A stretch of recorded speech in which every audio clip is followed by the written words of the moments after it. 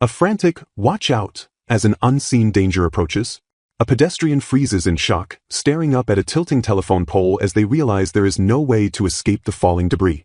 In the aftermath, voices reflect on a life filled with misunderstandings and the sudden, quiet end of a direct-natured senior. A woman gazes at her own funeral portrait, stunned by her sudden death despite the comforting words that she was a good person. Her spirit lingers over the offering table, lamenting that she wanted to live a much more dreamy and romantic life. The scene shifts abruptly to a new world and the grand kingdom of Lutberg. Behind a delicate lace fan, a mysterious woman questions whether a certain someone will actually show up. Her companion smiles confidently, certain that the person in question will definitely come. They declare that today is a day of destiny, marked by the arrival of a significant moment. Standing on a high balcony, the two women observe the grand event as it reaches its most crucial turning point. Petra asks her older sister if their target will truly agree to come when called. The elder sister, having already sent a letter to a magician, insists that things must be handled properly. As the crowd gathers below, she muses on how the story has long been in motion and feels both eternal and fleeting. The sisters look out over the ballroom, noting that every girl present has dressed to impress for the occasion. Petra's sister teases her for wearing such a modest, plain dress instead of something flashier for the ball. Petra indifferently replies that she is only there to watch and has no intention of dancing anyway. The sound of a firm step echoes through the hall as a high-profile guest finally makes his entrance. Excitement ripples through the balcony as the sisters spot Prince Didier entering the room. They describe him as the perfect image of a pampered prince, complete with blonde hair and a charming smile. Petra hides her face behind her fan, skeptically observing the prince as he arrives. The narrative identifies the host as Prince Didier, the second prince of Lutberg, who is holding this ball to find a bride. While officially intended to deepen ties between nobles, everyone knows the event is actually a massive matchmaking hunt. The prince graciously greets the crowd of hopeful women who express their honor at meeting him. Watching from above, Petra criticizes the prince for his foolishness in choosing a wife based solely on physical beauty. Her sister quickly shushes her, warning her that her voice is getting far too loud for such a public setting. They laugh quietly, agreeing that a woman like the one they are waiting for would never normally become a princess to such a man. The elder sister notes that as the second prince, Didier feels free to do as he pleases since his brother will inherit the throne. She wonders aloud when the diligent crown prince Delita will finally return from his time abroad. It is mentioned that Delita has been studying away for a long time, showing a much more serious nature than his brother. Petra wonders if the crown prince even knows about the ridiculous marriage hunt his younger brother is currently hosting. Deep in thought, she wishes she could ask the crown prince his true opinion on choosing a partner based only on looks. The perspective pulls back to show Prince Didier standing alone at the center of the expectant crowd. Despite being invited as potential brides themselves, Petra remains detached from the competition. She confidently asserts that they will never be chosen by the prince, though she still finds the spectacle amusing. From their vantage point, they observe that many women standing back from the floor already know they won't be picked. A hush falls over the ballroom as the main entrance opens to reveal a new, solitary figure. Petra's sister points toward the door, sensing that something major is finally happening. Whispers break out among the guests, all of them mesmerized by the stunning beauty of the unknown daughter who just arrived. The crowd is left breathless by the appearance of a truly lovely woman who outshines everyone else in the room. The mysterious woman steps forward, her elegant heels clicking softly against the ballroom floor. Looking around at the shimmering lights, she feels as though she is trapped in a beautiful dream. Watching the scene unfold, Petra and her sister are struck by her beauty, though the elder warns the younger not to cry. The newcomer stands at the center of attention, appearing like a classic fairy tale vision. Prince Didier is immediately transfixed, his face flushing as he looks upon the girl. Driven by instant infatuation, the prince approaches her and asks for the honor of the first dance. The tension in the room peaks as everyone waits for the mysterious girl's response. From the balcony, the sisters cheer her on, treating the romantic encounter like a high-stakes battle. The prince reaches out his hand, inviting the girl into the spotlight of the dance floor. He gazes at her with complete adoration, his eyes fixed solely on her face. With a graceful smile, the girl accepts his proposal, responding that she would join him with pleasure. The two begin to dance, moving in perfect harmony as the rest of the world fades away. Their close proximity and the prince's obvious devotion signal the success of the sisters' hidden plan. Petra looks on at the other women who dreamed of being the bride, realizing their hopes have been dashed. She remarks that this time, the other girls never stood a chance because their opponent was simply too strong. The sisters gloat quietly, satisfied that the prince fell for the trap exactly as they had planned. Petra muses that if the prince insists on choosing a wife based only on physical appearance, then he gets what he deserves. She declares with a smirk that when it comes to a contest of pure looks, no one can beat Cinderella. As she watches Didier, she reflects on how little a looks-only philosophy actually values the depth of a woman. Despite her cynicism, she tells the prince to take good care of her, finding a touch of sweetness in the orchestrated destiny. Stepping back from their completed Raising the Stepsister project, the two sisters watch the young girl happily clutch her stuffed animal. A formal bow is exchanged as a young man in military attire greets a noblewoman in a wide-skirted gown. Joy radiates through the room as the sisters celebrate their newfound freedom, eager to find their own partners or focus on their work. While one sister wants to dance the night away, the other finds the situation far too complicated to process in the moment. The celebration is cut short when the dark-haired sister covers her face, grimly noting that the ordeal is not yet over. Looming over the scene with a serious expression, she reminds her sibling that in the story of Cinderella, the hunt for the glass slipper's owner has only just begun. Panic strikes the blonde sister as the realization of the glass slipper phase hits her with full force. Covering her mouth in horror, she listens as the other sister describes the nonsense of a prince marrying whoever fits a specific shoe. They recall the gruesome original tale involving sliced toes and blood, causing them to cry out in absolute disgust. Clasping hands, the sisters firmly agree they want no part of the bloody tradition and definitely no longer wish to marry Prince Didier. A single, elegant step is taken across the stone-paved courtyard. Emerging from the grand estate gates, the dark-haired sister stretches her arms toward the moonlit sky with a sigh of relief. Basking in the night air, she exclaims how wonderful it feels to finally be outside. A sudden, frantic warning to "look out" shatters the peaceful moment. A carriage thunders past as a tall man pulls the woman to safety just in time. Heart racing from the near miss, she wonders if she was about to face death for a second time. The mysterious man holds her close, gazing into her eyes as he asks if she is all right. Ignoring her savior for a moment, the sister turns and screams at the disappearing carriage for its careless driving in the dark. The man observes her outburst with a dry remark, noting that if she can yell that loudly, she must be perfectly fine. He stands in silent contemplation, his sharp features illuminated by the moonlight. The sister stands frozen, a flustered expression crossing her face as she realizes the proximity of the handsome stranger. She manages to thank him for his help while struggling to regain her composure. He remains silent, his intense gaze fixed upon her as the tension between them lingers. Looking down at her tattered clothing, he bluntly informs her that her dress is completely ruined. In a chivalrous gesture, he leans in and offers his own garment to cover her exposed shoulders.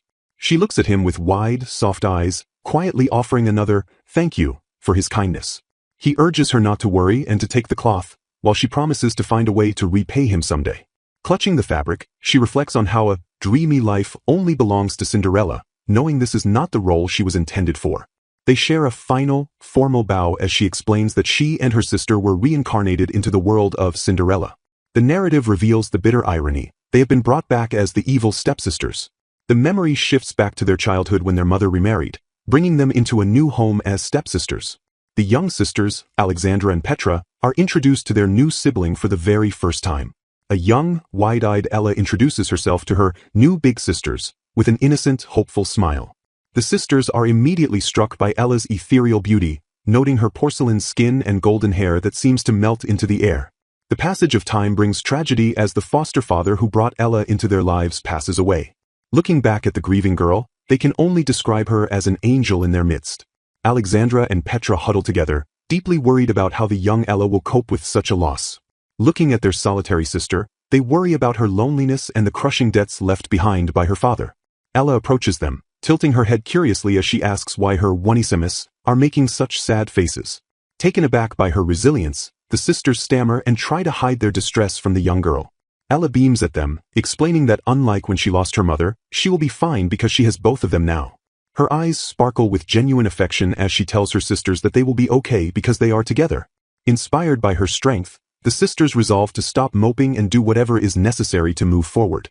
They explain the need to sell their dresses and valuables to pay the debts, to which Ella happily agrees to help. Ella's true nature begins to show as she admits she doesn't care for fancy dresses, leading her sisters to realize she hasn't bathed in days. As she grows older, Ella's true self emerges as a girl who would much rather sleep than attend to her appearance. The sisters are shocked to find Ella's room covered in cobwebs, realizing their angel is unbelievably sloppy. Petra returns home looking downcast, having heard troubling rumors floating around the town. She reports that the townspeople have started noticing the scruffy blonde girl and are asking about her. The sisters are horrified to learn that the locals have dubbed her Cinderella, a name more fitting than they imagined. Alexandra clutches her head in stress, realizing the nickname was born because Ella constantly walks around covered in cinders. Fearing that the name is an insult, they prepare to check if Ella's feelings are being hurt by the town's gossip. They wait for her response with bated breath, unsure of how she will take the news. To their utter shock, Ella clasps her hands together and asks if they will call her Cinderella too because she thinks it's a lovely nickname. The dark-haired sister stares in speechless disbelief at her siblings' bizarre reaction. The legendary story of Cinderella usually features a beauty suffering under a stepmother and two stepsisters. As she stares into the distance, the sister begins to question if this really is the world of the classic fairy tale. Ella yawns widely mid-nap, admitting she only woke up because there were still some sweets left to eat. The sister finds it impossible to believe that this snack-obsessed, dried fish-like girl is destined to marry a prince. She looks down at the girl's messy feet and concludes that for this Ella, catching a prince is simply impossible. Celebrating with a drink, Petra and her sister reflect on the need to take action regarding their siblings' behavior. Faces buried in their hands, the sisters agree that Cinderella's lazy, dried fish lifestyle has finally gotten out of hand. Frustrated, Petra argues that despite her beauty, a dried fish girl would be rejected by any prince in a real-world scenario. Warning that Cinderella is on the path to becoming a total shut-in, Petra is suddenly interrupted by her sister's suspicious inquiry. Suspicion mounts as her sister demands to know where Petra learned modern slang like "at" and how she knows the ending to the Cinderella story. Hesitating, Petra decides to confess the truth about her gradually returning memories of a past life. Both sisters are stunned into a mutual realization as they discover they both share memories of their previous existence. In her former life, Petra was a high-powered management consultant specializing in audits and firm performance. Her sister reveals she was an etiquette instructor, creating a perfect duo of professional expertise. United by their past skills, they resolve to educate Cinderella and transform her into a functional member of society. They divide the labor, with Petra teaching financial sense while her sister handles manners and daily life skills. Their ultimate goal is to ensure Cinderella is actually capable of marrying and succeeding as a princess. Raising their glasses in a toast, they commit to turning their sister into a proper lady through rigorous training. Petra's consultant persona takes over as she demands full commitment, leaving her sister baffled by her corporate jargon. The drill sergeant training begins immediately as they drag a protesting Cinderella out of her bed. Despite Cinderella's cries of pain, the sisters relentlessly apply face packs and beauty treatments to improve her appearance. Education continues at the dining table, where they strictly enforce proper bread-tearing etiquette and balanced nutrition. Even when Cinderella tries to clean a spill herself, the sisters hover over her, earning them the reputation of being mean. The scene shifts to the culmination of their efforts as the royal carriage arrives for the moment of truth. Reflecting on their journey, the sisters prepare to see the results of their intense management of their sister. They acknowledge that they pushed Cinderella to her absolute limits during the training period. The training pays off perfectly as Cinderella achieves the iconic, perfect fit with the glass slipper. Cheers erupt at the royal wedding as Cinderella and the prince celebrate their union in a grand cathedral. The sisters observe that the prince seems perhaps a bit too smitten with the newly refined Cinderella. They conclude that the couple will likely live happily for a very long time thanks to their intervention. Petra and her sister share a celebratory toast, congratulating each other on a job well done. They beam with pride, noting that Cinderella's manners were finally fit for a queen during the ceremony. As the dust settles on their hectic training schedule, a sense of post-project loneliness begins to set in. Sitting at a long, quiet table, the sisters wonder what their next objective should be now that their mission is complete. Petra jokes about whether her sister actually wanted their sibling to remain a shut-in forever. Contemplating a new path, her sister whimsically suggests becoming a magician to suit this fantasy world. After Petra questions her seriousness, her sister reveals she already wrote to a magician to apply for an apprenticeship. Shifting back to reality, her sister expects she will eventually take a husband as the eldest daughter. When asked about her own future, Petra reveals her ambitious plan to travel abroad. Petra praises her sister's management of the household debts while admitting she wants a breather from all the stress. They decide to drink until morning in a final celebration of the fairy tale's successful conclusion. Reflecting on her growth, Petra realizes her mean reputation was a small price to pay for a successful outcome.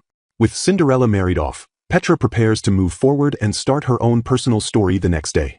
Months later, Petra finds herself still in the country, questioning the family's unnecessary luxury purchases. Frustrated by the poor financial decisions, Petra notes there are much better things to buy than expensive hall clocks. Princess Cinderella greets Petra warmly, though the household staff remains visible in the background. Petra maintains a formal royal distance, addressing her sister with the stiff etiquette of her new station.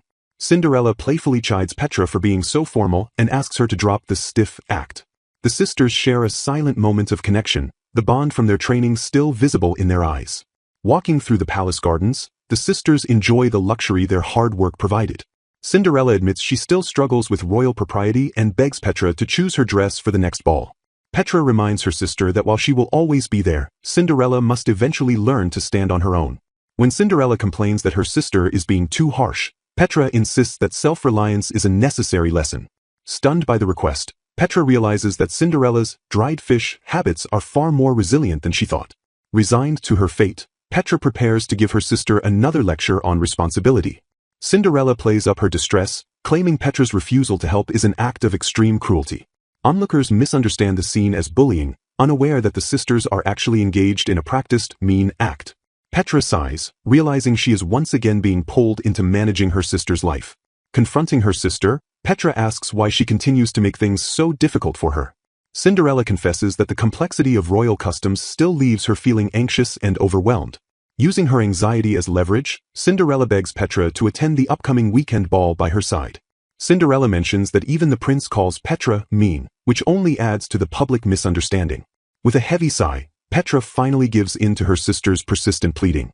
Relieved, Cinderella thanks her and tells Petra to hold her head high despite her mean reputation. Despite the complaints and the mean label, Petra realizes she simply adores her little sister too much to leave her alone.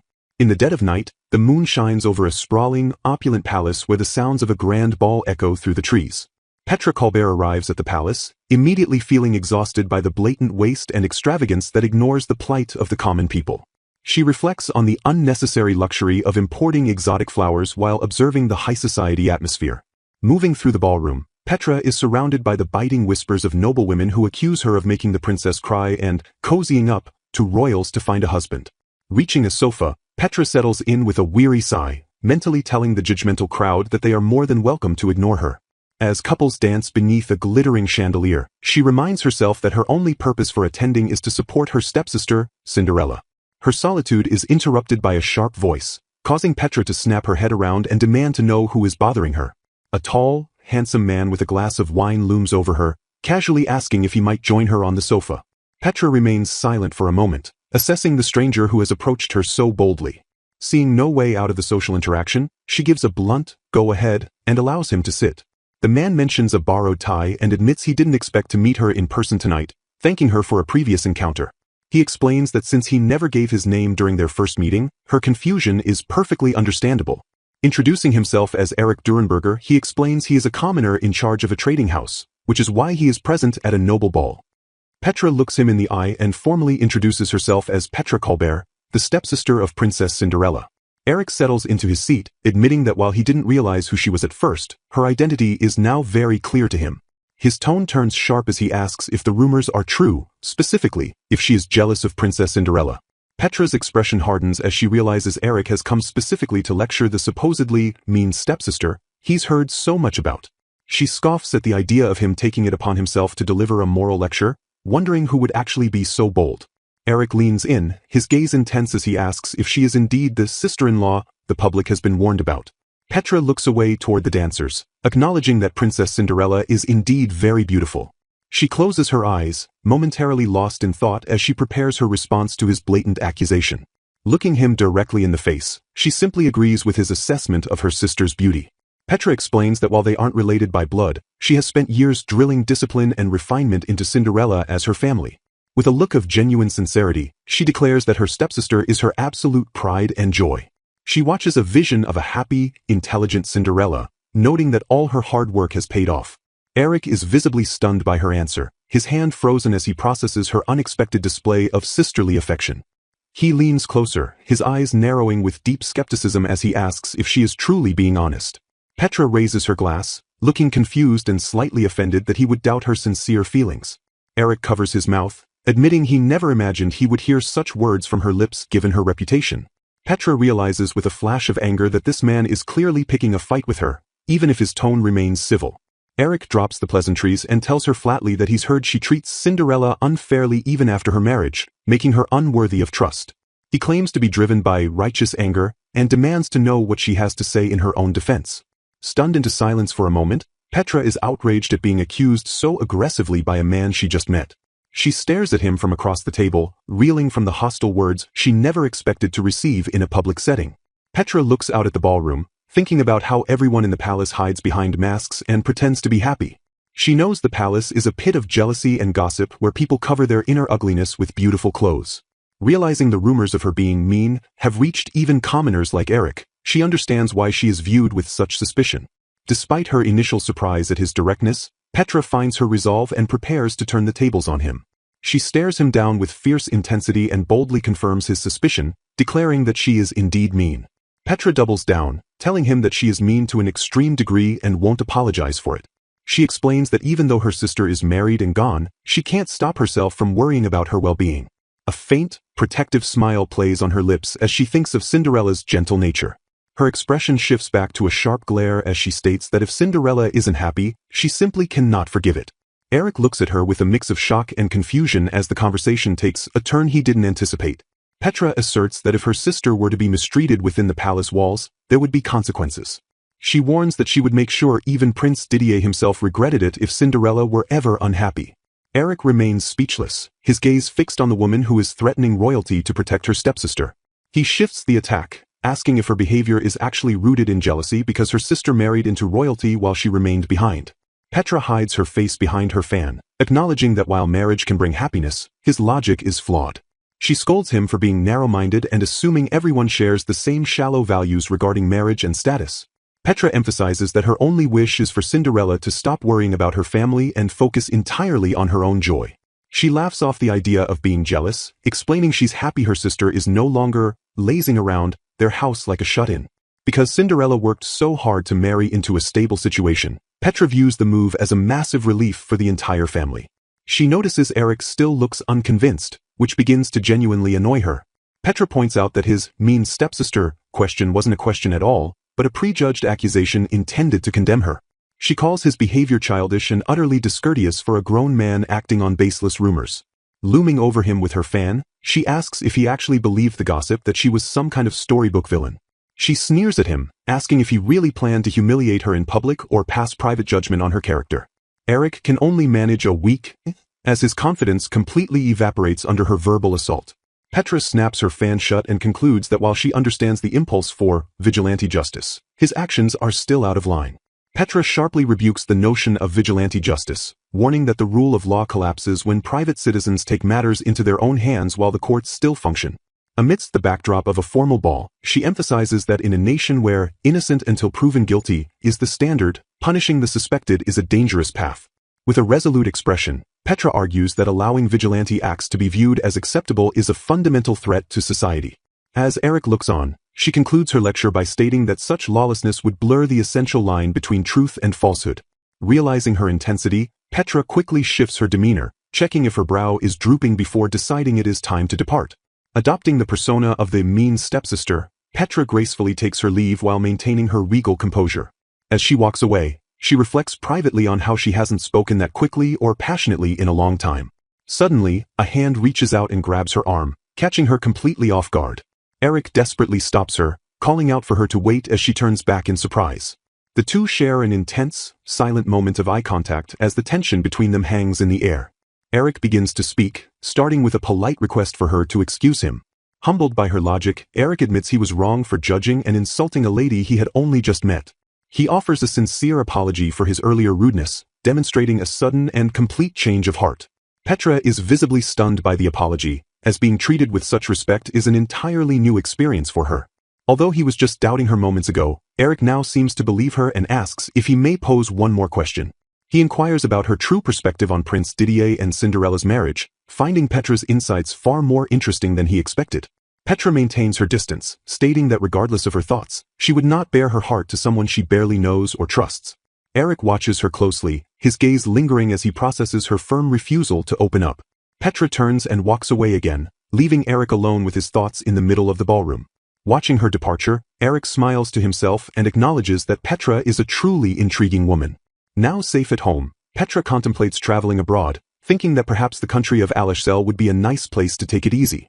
She keeps herself informed by reading the newspaper, tracking trade negotiations and agricultural giants like Saxonburg. Checking the current economic climate, she notes the market rates while reviewing a document. Her sister interrupts, teasing her for checking the political climate when she could be reading a travelogue or a travel story instead. While the idea of running abroad is appealing, Petra acknowledges there are still practical matters to consider at home. Her sister spots an expensive, high-quality scarf in a box and excitedly asks if Petra has finally gotten a boyfriend. Flustered and blushing, Petra frantically denies the accusation, insisting it isn't anything like that. Yielding to her sister's curiosity, Petra agrees to tell One-ni-sama everything about her recent encounter. The two sisters sit by the window as Petra recounts the story of the man she met at the ball. Her sister laughs, pitying the poor gentleman who was brave or foolish enough to pick a fight with Petra.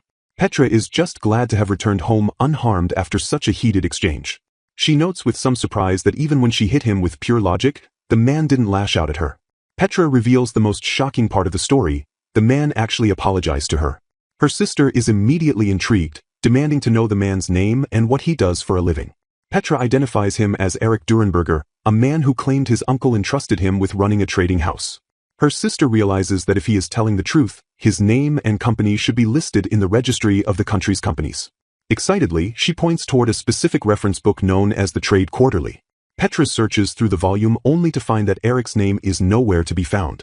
Despite a thorough search, the lack of any record makes the man seem incredibly suspicious to both sisters. Petra is left wondering about the true identity of the mysterious man who called himself Erich.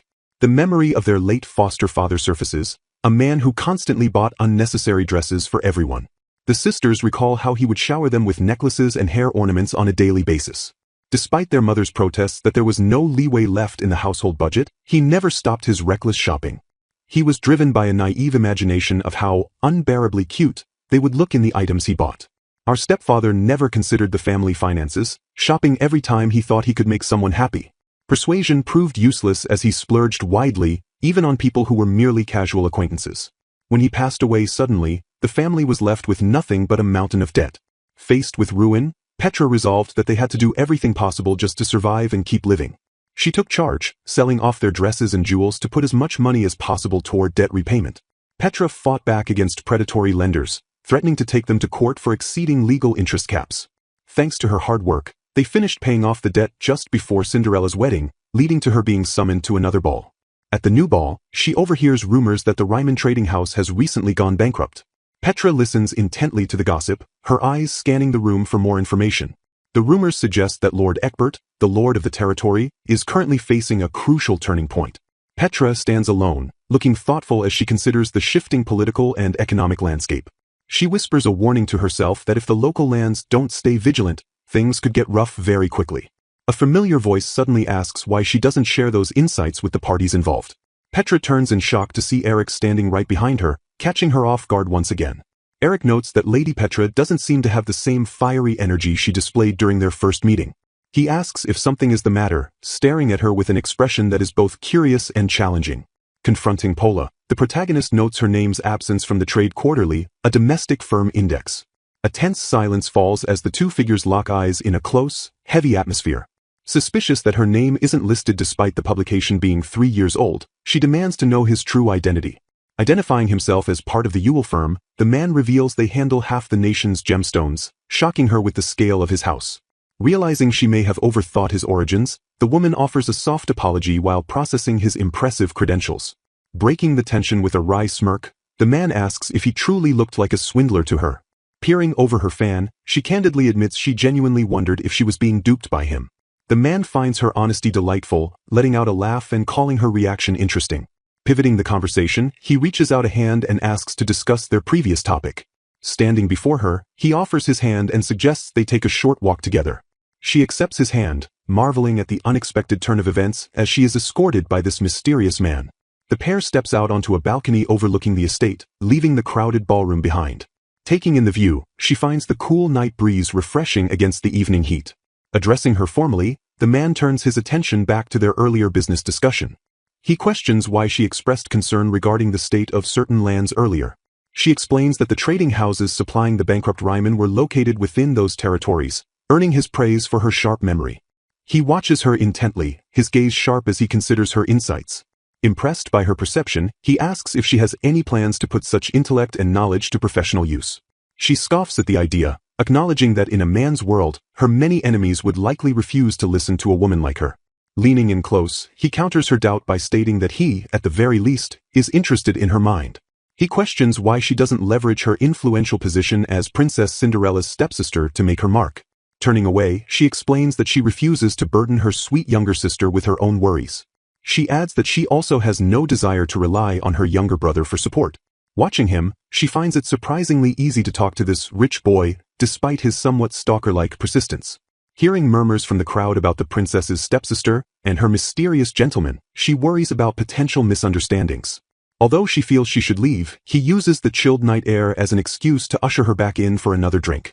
Flashing a confident smile, he insists that he wants to hear more of her unique views. He presents a fresh bottle of wine, prepared to settle in for a long discussion. Bracing herself for whatever impertinent question comes next, she watches as he pours her a glass. She wonders what difficult topic he will broach next as she takes the offered drink. He notes the nationwide decline in cultivated land as young people increasingly abandon farming.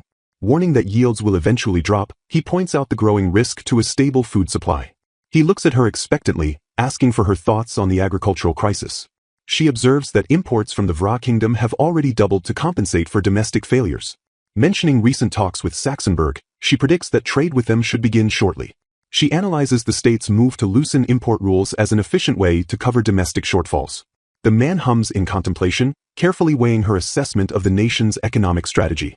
She warns sternly that lowering food self-sufficiency could prove fatal during a national emergency. To fix the issue, she proposes converting abandoned land bought by capitalists into large-scale, factory-style farms. She argues that group cultivation would boost productivity and allow for better knowledge sharing among registered employees.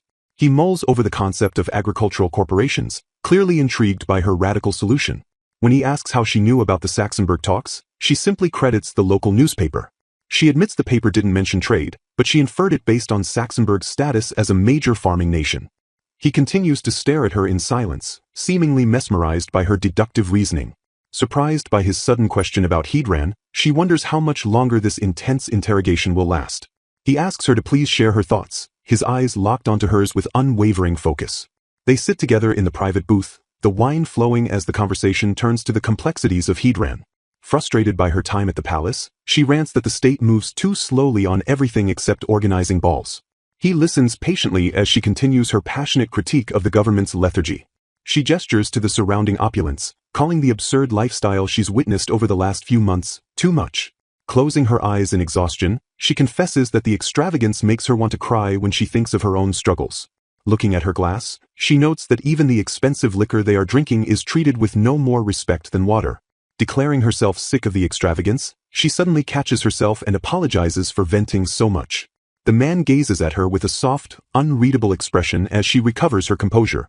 He smiles gently, acknowledging the depth of her hatred for the hollow displays of the nobility. Realizing she has likely drunk too much, she decides it is finally time for her to take her leave. When she asks if a jeweler truly cares about world affairs, he admits his clients are varied enough to make such knowledge useful. He confesses that all his questions tonight were driven by a simple, genuine desire to hear her perspectives. Leaving her stunned, he admits he is deeply impressed by a woman who diligently reads the trade quarterly and the papers.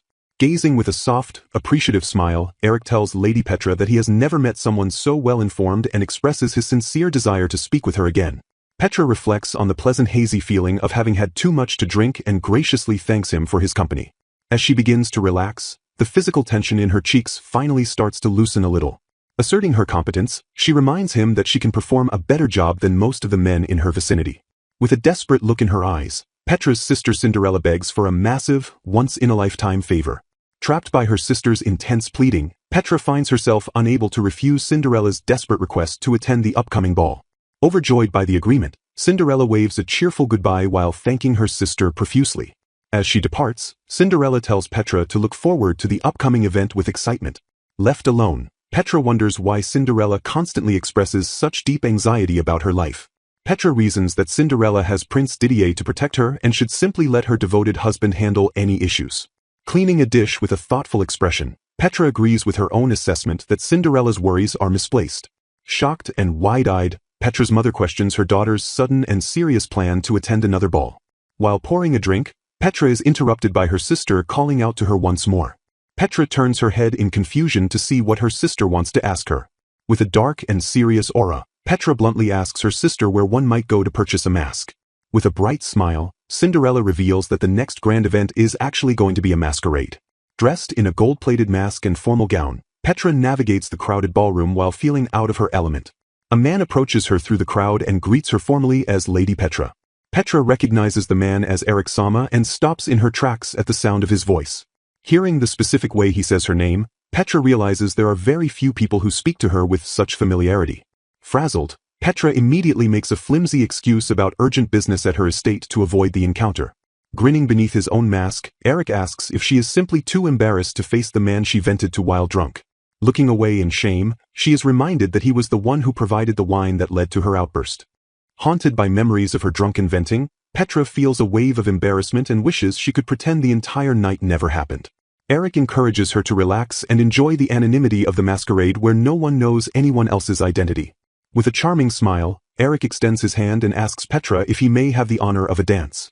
Petra initially tries to decline the offer, but Eric merely laughs off her refusal. Deciding that one glass might steady her nerves, Petra accepts a drink from him instead. Eric points out that they are much closer now than when they first met and asks her for an honest answer to his previous question.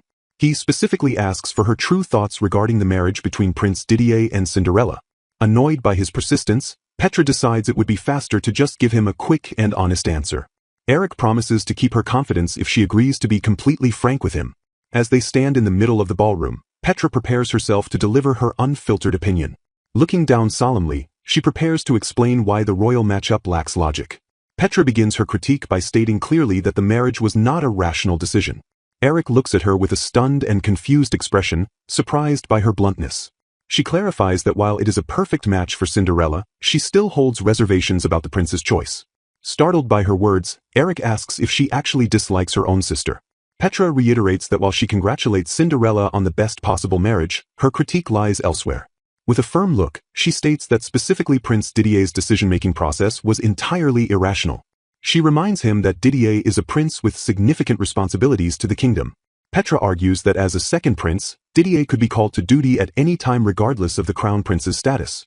She claims that choosing a spouse based solely on physical beauty is beyond foolish for a man in his position.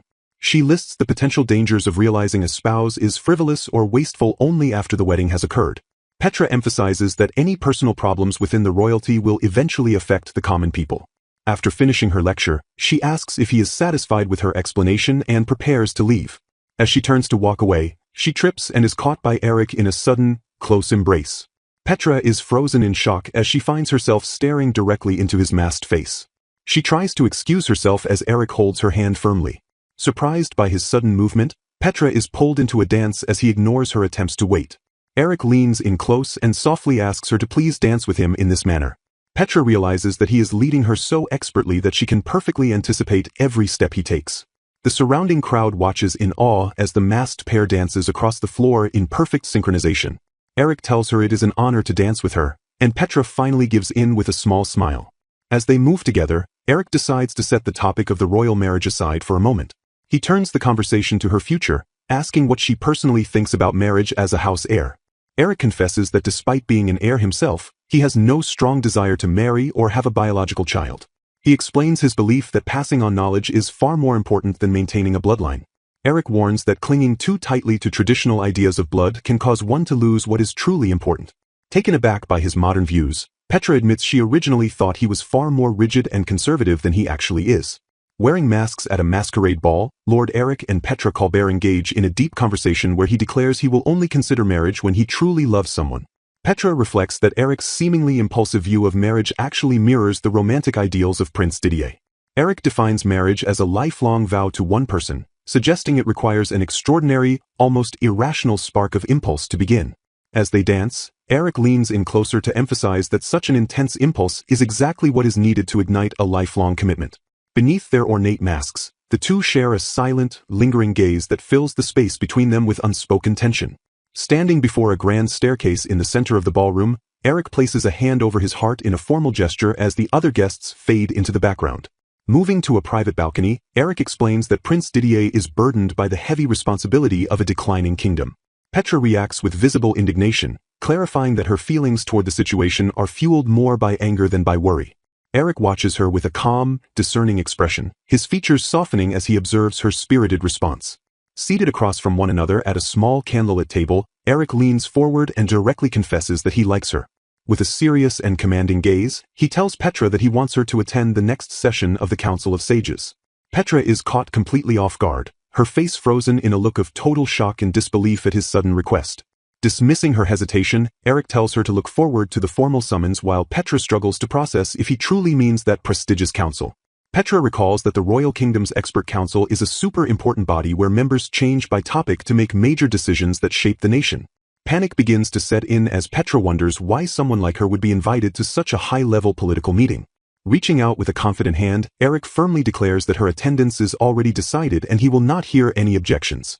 Back at her own table, Petra lets out a loud, frustrated cry of, "What?" as the reality of her situation sinks in. A horse-drawn carriage pulls up to the front of a grand, multi-story manor house under the dark night sky. Eric is greeted warmly by his butler and staff as he returns home, a subtle and rare smile playing on his lips. Noticing his unusual mood, the maids whisper among themselves and ask Lord Eric if something wonderful happened at the ball. While loosening his cravat, Eric tells his butler that he became acquainted with a cultured, intriguing woman and has already invited her to the council. He commands his staff to send the official documents and summons to Petra Colbert, the stepsister of Princess Cinderella. 2 days later, a mountain of official documents arrives, highlighting how the Kingdom of Lutberg relies on the Council of Sages to manage its vast territories. Petra sits buried in paperwork while her sister marvels at how quickly the information was delivered, though Petra remains overwhelmed by the sheer volume. Petra exclaims that attending the Council of Sages without proper preparation is unthinkable, her face pale with stress. Her sister tries to soothe her, reminding a frantic Petra that just the other day she was convinced the invitation was merely a joke. Despite her exhaustion, Petra prepares as much as she can before being led to a waiting area by a castle official. Standing alone in a lavishly decorated room, Petra admits that the splendid surroundings make the weight of the Council of Sages feel real. Trembling with nerves, she decides to use her final moments of waiting to read through her materials one last time. She tries to calm herself by pretending she didn't see the line about Eric looking forward to her remarks, hoping she can remain a mere observer. As the time for the meeting arrives, a group of stern-looking noblemen walk down the hallway toward the council chambers. Lord Siemens makes a dismissive comment about a woman joining their stuffy meeting, prompting Eric to sharply tell him to watch his words. Siemens continues his insults, sneering that Petra is a useless woman without intellect who only used her sister's connections to curry favor. Eric begins to rebuke him further, but they are interrupted as an official arrives to distribute materials for the session. The official hands out the additional documents, momentarily breaking the tension between the two lords. Eric closes his eyes and ends the argument, while Siemens asks what they were discussing before the interruption. The doors to the council chamber swing open as the announcement is made that the meeting is about to begin. Petra takes a deep breath and closes her eyes, steeling herself for the challenge ahead. She opens her eyes with a renewed sense of focus and determination, ready to face the room full of powerful men.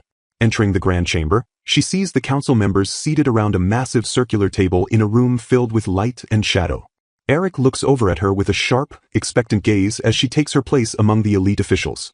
Petra introduces herself with a polite curtsy, stating her name and expressing her hope to be of service to the council. Lord Siemens looks away with a bored, condescending expression, clearly unimpressed by her presence. As Petra scans the room, she realizes with a sinking feeling that none of the other men will even meet her eyes.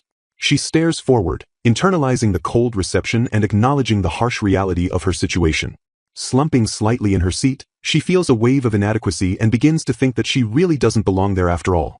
Petra wonders what Eric was thinking when he summoned her, especially since he only glanced at her once before ignoring her presence. The perspective shifts to a wide shot of the silent, imposing council table where Petra sits isolated among the men. An official begins the report, stating that aging structures and recent disasters like a tornado have caused expenditures to exceed the budget. He further explains that heavy rains in the Temian region caused crop failures, leading to a request for tax reductions and national subsidies. The council worries that granting special measures only to Temian will cause complaints from other lords, especially since the cool summer affected everyone. A council member asks urgently how much production has dropped and if there will be enough food for the people to survive. Lord Siemens suggests simply increasing imports from the Kingdom of Ura, where they had an exceptionally good wheat harvest.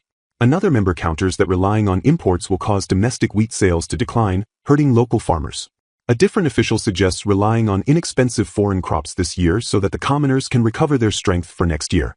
Another voice argues that they already lowered taxes a few years ago and the nation cannot sustain itself if revenue drops any further. Petra remains silent, watching the circular debate with an observant and analytical expression.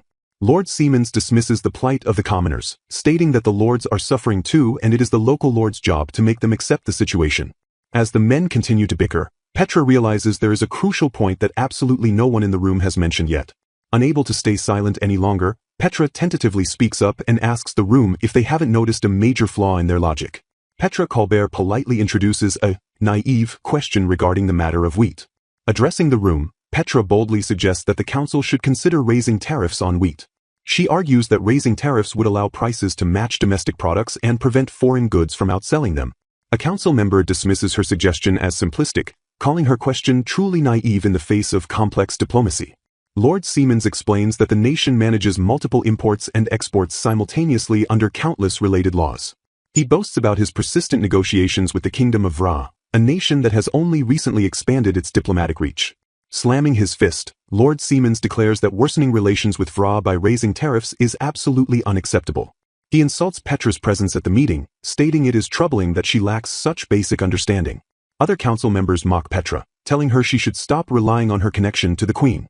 They emphasize that she is only related to Queen Cinderella by marriage and shamelessly clings to Her Majesty for favor. Lord Siemens sneers that it is lowly and brazen for a woman to attend the Council of Wise Men. Petra reflects on the rejection she expected in this male-dominated society as Siemens continues to call her disgraceful. Taking a humble stance, Petra apologizes to Lord Siemens for her ignorance. She calls herself an amateur and views this harsh treatment as a warning to remember her place. Siemens laughs mockingly at her admission, questioning why she even bothered to speak. Despite her outward submission, Petra silently prepares to reject the distasteful advice given to her. With a sharp look, Petra refuses to back down from her position. She points out that the Kingdom of Vra has imposed high tariffs on their silk for 10 years and even raised them last year. Petra questions Lord Siemens directly, asking if Vra is holding something over him since their policies only benefit Vra. Outraged by the accusation of weakness, Siemens shouts in disbelief as the room falls into a tense silence. A man with blonde hair intervenes, asking Petra for her lady's opinion on the best course of action. Petra meets the man's gaze steadily, prepared to double down on her proposal. She reiterates that they must raise the wheat tariff, refusing to humble the nation or harm its national interests. The blonde man presents Petra's stance to Lord Siemens, essentially backing her play. He reminds Lord Siemens that despite being the Minister of Foreign Affairs for 5 years, he has much to learn. He bluntly critiques Siemens' lack of economic understanding and mentions the numerous blunders the minister has made. Turning back to a smile, Petra mockingly suggests that if negotiations with Vra are too painful, Siemens should delegate them. She recommends Lord Kugel for the task, noting his sharp intuition and success with merchant guilds and breweries. Siemens seethes with rage as Petra watches him with a cool, unimpressed expression. He erupts in a sexist tirade, calling her impertinent and telling her to worry about finding a husband instead. The blonde man shouts Siemens' name in a sharp rebuke as the minister's composure completely breaks. Other attendees whisper that Petra got carried away, though they note the blonde man treats her remarkably well. The council members laugh at her, pitying her for not knowing her place and being used. Petra realizes they will never yield to a woman's truth and asks the man to pull out her chair. Closing her eyes, she accepts that these men will only be satisfied if they completely deny her existence. A guard bluntly points the young lady toward the exit as she stands to leave. Siemens watches her departure with a smug, narrowing gaze while her heavy dress rustles against the floor. Petra walks toward the door with a secret, confident smile while a guard stands watch. Suddenly, she snatches the guard's sword from its scabbard, causing him to cry out in shock. The room erupts in a clatter of chairs as the council members react to the sudden violence. Standing ready, Petra declares that she is the type of person who fights back when someone picks a fight. The blonde man calls out for her to wait as the blade flashes through the air. In a dramatic display of resolve, Petra swings the sword with both hands. She commands the room to think of her as a man from this moment forward. Lord Siemens gasps in absolute horror as he realizes she is cutting off her own hair. Holding the sword, Petra apologizes for borrowing the weapon without permission as the room remains frozen. The blonde man stares at her in shock, whispering her name, Petra. Now sporting short hair, Petra asks if they shall continue the meeting, leaving the council stunned. The man calls out to her again, still reeling from her radical transformation. The narrative shifts back to a few months earlier, under a starlit sky. The scene moves to a grand estate as rumors are recounted about Petra harassing her stepsister, Cinderella. The blonde man recalls his direct meeting with Petra, realizing she is actually an intelligent, strong-willed woman. He is teased about someone catching his interest, which he quickly dismisses as an unnecessary assumption. He laments being unable to find the person he was looking for at a ball, despite attending them frequently. He admits he originally approached Petra only to make a sarcastic remark. He pours a drink, reflecting on how he never expected her to be such a fascinating woman. A flashback shows Petra warning that lowering food self-sufficiency would be fatal in an emergency. She tells him she wouldn't reveal her true thoughts to someone she barely knows or trusts. The man listens in silence, clearly intrigued by her guarded nature and sharp mind. Determined to see her again, he orders his servant to arrange attendance for every ball in the capital. With a polite bow and a gentle smile, the butler concludes his service by wishing his master a good connection. Watching the horse-drawn carriage depart from the stone courtyard, the masked man lets out a heavy, weary sigh. Adjusting his mask, he reflects on his vow to attend every event possible while acknowledging that his anonymity might actually prove advantageous. Standing before the grand staircase of the palace, he wonders if he will encounter Petra tonight and recalls the request that brought her here. Catching a glimpse of the young woman from behind, he approaches her with a calm greeting as they meet once again. He observes that her reluctant presence at the ball is merely a favor for her stepsister that she could not refuse. Recognizing her displeased expression, he notes that she seems to despise these formal parties just as much as he does. Recalling a previous council meeting, he wonders what new stories he will uncover as he prepares to challenge a questionable proposal. He remains silent and focused, his hand clenched as he prepares to deliver a sharp critique of the financial discrepancies. Demanding transparency, he questions why the financial reports show unaccounted funds and unbalanced credit sides. Standing before the seated officials, he warns them that approving the current proposal could lead to a violation of the law. Driven by his concern for the country's future, he realizes his presence was the only thing preventing a majority from approving the harmful proposal. As he analyzes the worsening trade situation, he feels a sudden surge of confidence as if he has become invincible. With a sharp and clear mind, Petra's determination shines through as she prepares to speak her truth. Lord Eric suddenly calls out to her, and Petra turns back in surprise as their eyes lock in the hallway. Remembering the drastic change she made, Petra suddenly realizes she had forgotten she cut her hair in a moment of defiance. Smiling brightly, she thanks Lord Eric for the distinguished gathering and claims she had a wonderful time among the guests. Her expression falters slightly, and she hides her face as a quiet apology escapes her lips. She admits her new boyish hairstyle was an impulsive choice, while Eric watches her with a stern and difficult expression. Trying to lighten the mood, she jokes that many gentlemen surely have better hair than hers while acknowledging that a woman's hair is considered her life. Asserting her independence, she tells Lord Eric not to worry since the impulsive haircut only happened because he dragged her into the council meeting. Faced with her directness, Lord Eric looks down and admits that he has no excuse for his past actions. A heavy silence falls between them as Eric lets out a long, weary breath and calls her name softly. In a moment of intense frustration or regret, Eric clenches his hair as he struggles with his internal emotions. Breaking the silence, he firmly declares that he cannot allow her to return home in her current state. Although Petra insists she can manage, Eric demands to take responsibility and invites her to his mansion to fix the damage.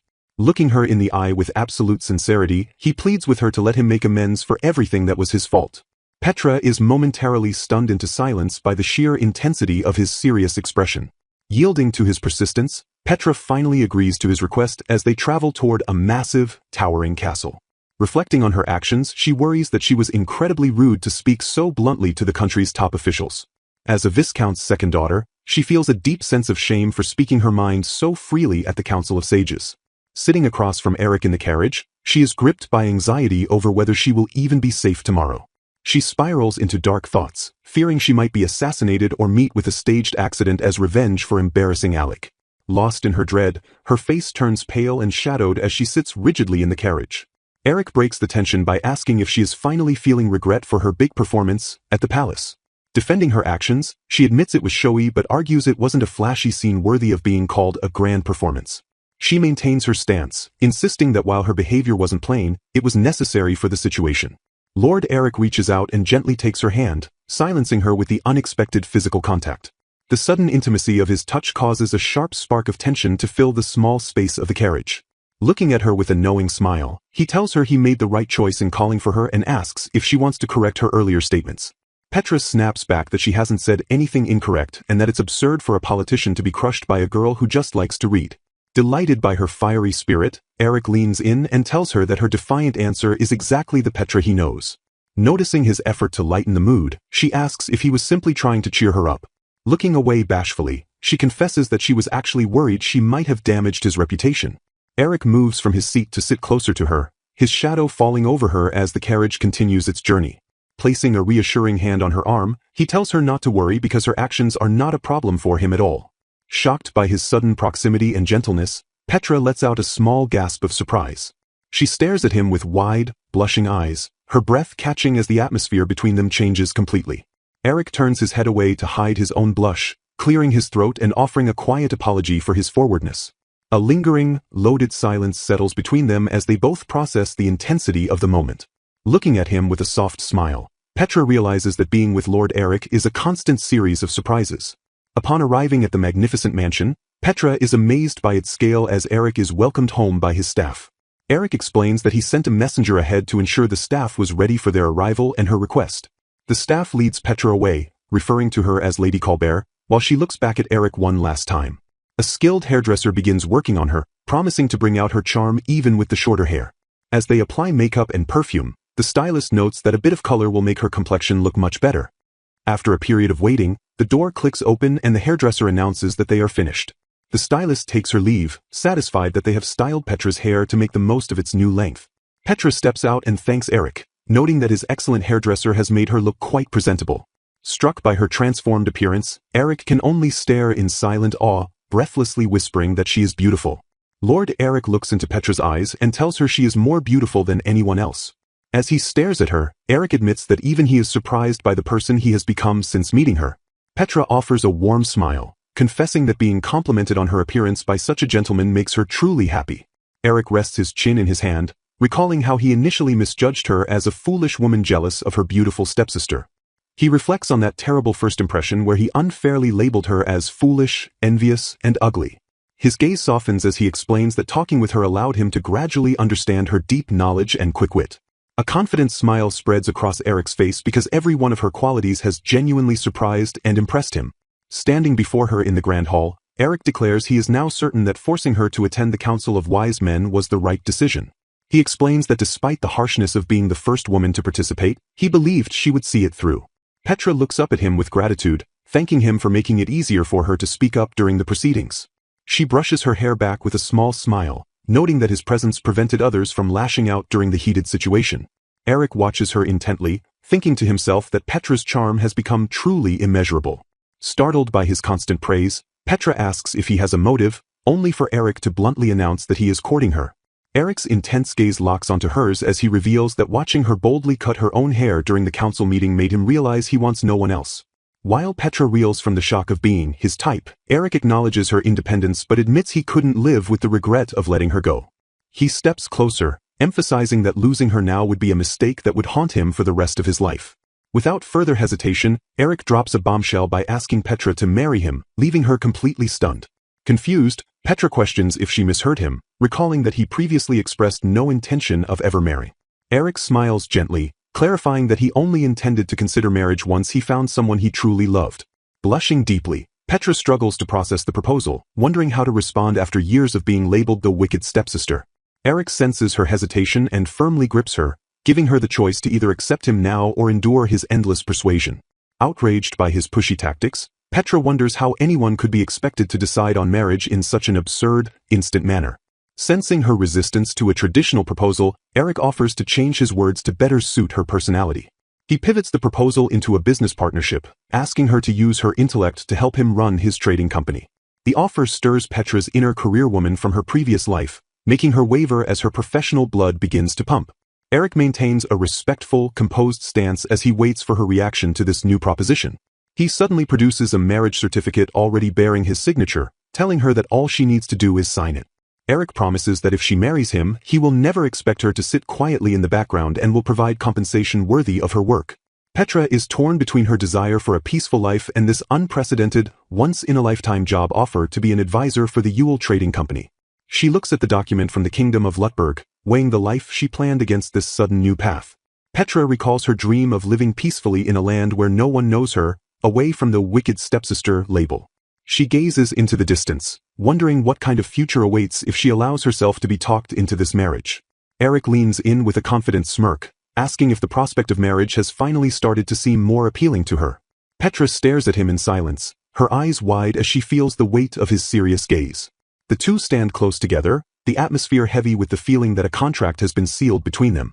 Eric reaches out to touch her face, and Petra lets out a soft gasp as the intensity of the moment peaks. Petra looks into his eyes and realizes with a start that Lord Eric is being completely serious about his proposal. Eric whispers her name as he leans closer, his expression full of an affection that Petra can no longer deny. Despite the romantic tension, Petra's internal logic screams that this entire high-speed proposal is completely crazy. Frustrated by his one-sided demands, Petra decides she cannot possibly agree to marriage without her own feelings being considered. Eric stands alone with a small, knowing smile, calmly acknowledging to himself that he has been rejected.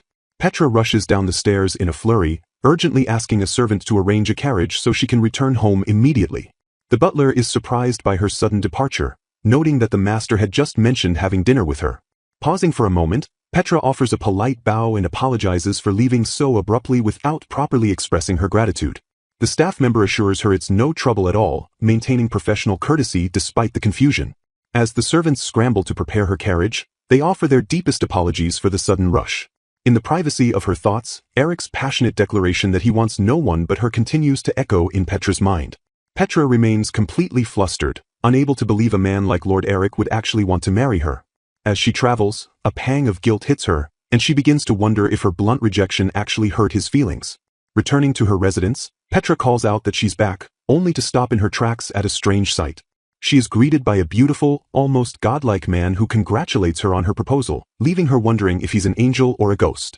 Confused and wary, Petra demands to know who the stranger is and how he could possibly know about Eric's proposal. A second person enters the room complaining about running out of pepper, prompting Petra to scream and demand their identities. Her sister calmly welcomes her back and introduces the mysterious man as Toby. Petra is horrified to learn that Toby is her sister's lover and a magician who has moved in so they can live together before marriage.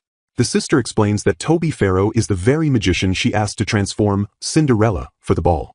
She recalls requesting that he lift her sister's spirits enough to convince her to attend the royal event. Toby smiles as he looks over a document, recalling the specific request he received to work his magic. Petra realizes that Toby is the culprit, who disguised himself as an old woman to transform her sister into a princess for that fateful day. The couple hit it off through thank you letters, leading to their current romantic involvement and Toby's sudden presence in their home. Gazing into the distance, Petra contemplates whether she should embark on a path to become a magician like the woman before her. She acknowledges the situation with a quiet realization as her thoughts begin to settle. Turning toward another person, Petra inquires about their next move and intended course of action. Watching her sister advance her own story, Petra resolves that tomorrow marks the beginning of her own journey, wondering where she should even start. Petra's sister excitedly reveals that Lord Eric's messenger arrived with news of Petra's proposal, though Petra is stunned by how quickly the family was informed. She reflects on the mysterious man's surprising capability and efficiency in handling such matters. In a warm embrace, the Colbert family celebrates their recent escape from debt despite their remaining fortune being a mere drop in the bucket. Petra worries that her stepsister's notorious reputations might negatively impact her potential involvement with the Merchants Guild. Holding the official marriage certificate of the Kingdom of Lutberg, she marvels that he actually went ahead and signed the pledge after informing her family. Staring at the proposal box, Petra realizes the man assumed her acceptance was a foregone conclusion. She feels a deep sense of confusion, questioning what it truly means to love someone and how one should even respond to such a sudden confession. Wondering what expression she should wear, she prepares for the difficult task of returning the proposal. A sudden, sharp rejection echoes through the air outside the Grand Castle. Driven by protective instinct, a man shouts his refusal, claiming he could never treat those stepsisters as precious as they are to her. The woman argues back fiercely, explaining that her only intention was to borrow Lord Didier's carriage. Tension crackles between the two as they face off in a heated, wordless confrontation. He brings up a troubling incident involving her second sister drawing a sword at the Council of Sages, dismissing her claims that such bad rumors are merely gossip. Desperate to protect her, he admits through his fear that the situation is simply terrifying. He looks her in the eye and firmly denies her the use of the carriage, asking if she understands his position. Angered by his stubbornness, she snaps back that he is the one who fails to understand. Cinderella receives a letter from her sister Alexandra, thanking her for the kind words regarding her marriage to Toby. The letter explains that the ceremony will be small and that everyone understands why Cinderella cannot attend. Alexandra signs off with affection, leaving Cinderella to process the bittersweet news. Petra notes that her stepsisters were genuinely happy for her and even celebrated her marriage to Prince Didier. In her reply, Cinderella expresses her longing to see everyone but reveals that Prince Didier refused to provide a carriage for her journey. Although Petra's sister acknowledges that Cinderella's absence can't be helped, she still wishes things were different. She laments her inability to celebrate alongside Cinderella and her other sisters as she had hoped. During dinner, they discuss the hope of one day properly introducing Toby to the rest of the family. The conversation shifts as Petra's sister turns to her with a pointed question. She asks how long Petra intends to pretend she isn't home to Lord Eric's messenger, especially since the house is overflowing with his floral gifts. Her sister urges her to finally decide whether to accept or reject the proposal instead of dragging out the answer. Petra admits she simply cannot find the right words to reject him without ruining the joy of the upcoming weddings. They reflect on how the man's persistent pursuit has effectively cleared Petra's once-tarnished reputation. It becomes clear that he is a rare individual who truly recognizes Petra's worth. Petra listens in silence, her expression unreadable as the weight of their words sinks in. She realizes that her sister has thought things through deeply regarding the implications of a bad reputation. Realizing Cinderella's absence is likely tied to the palace environment, Petra considers refraining from royal balls and council meetings herself. The man across from her notes that she only goes to such events because she is invited, giving her a knowing look. Petra agrees but notes that the sheer volume of invitations lately has become overwhelming and poorly managed. A sudden realization strikes them, bringing a momentary pause to the dinner. Petra laughs, a new idea forming as she prepares to take matters into her own hands. She decides to use the surplus of invitations to her advantage to gain entry to the royal palace. Her plan is simple. She will take her own carriage to the palace and fetch Cinderella herself so they can attend the wedding together. Upon arriving at the palace gates, Petra is stopped by guards who demand to see her official invitation. She realizes her mistake when the guards confirm there are no balls or meetings scheduled for that day. Petra regrets not involving Cinderella in the plan beforehand but acknowledges she wanted to protect her from the fallout. She muses that it would be quite a problem if the princess consort could be easily whisked away from the palace. Suddenly, an elderly man appears and captures Petra's attention. The man introduces himself as Salomon Matson, Lord Eric's butler, and reveals he is well aware of Lady Colbert's situation. Salomon politely gestures for her to follow him toward the back entrance of the palace. Petra follows him, struck by the realization that her status has changed and she can no longer meet people as casually as before. She walks through the grand, shadowed halls, feeling the weight of the moment as she approaches her destination. Salomon is dismissed with a word of thanks as Petra enters a room where a man sits working at a desk. Lord Eric looks up from his papers and notes that it has been a long time since they last met. Petra is visibly startled to find him there and questions his presence in the palace. Eric turns the question back on her, asking what she is doing in such a restricted place. Boldly, Petra states that she came for the express purpose of picking up Cinderella. Eric addresses Petra directly, reminding her that he knows Prince Didier has forbidden such a thing. Petra stands her ground, challenging him by asking what Cinderella's own will matters in this situation. She declares her intention to wait, confident that Cinderella will understand the reason for her visit once she learns of it. Lord Eric offers to take Petra to the palace in his own carriage even if the prince fails to provide one. The listener questions Petra, reminding her that this situation involves far more than just a simple matter of transportation.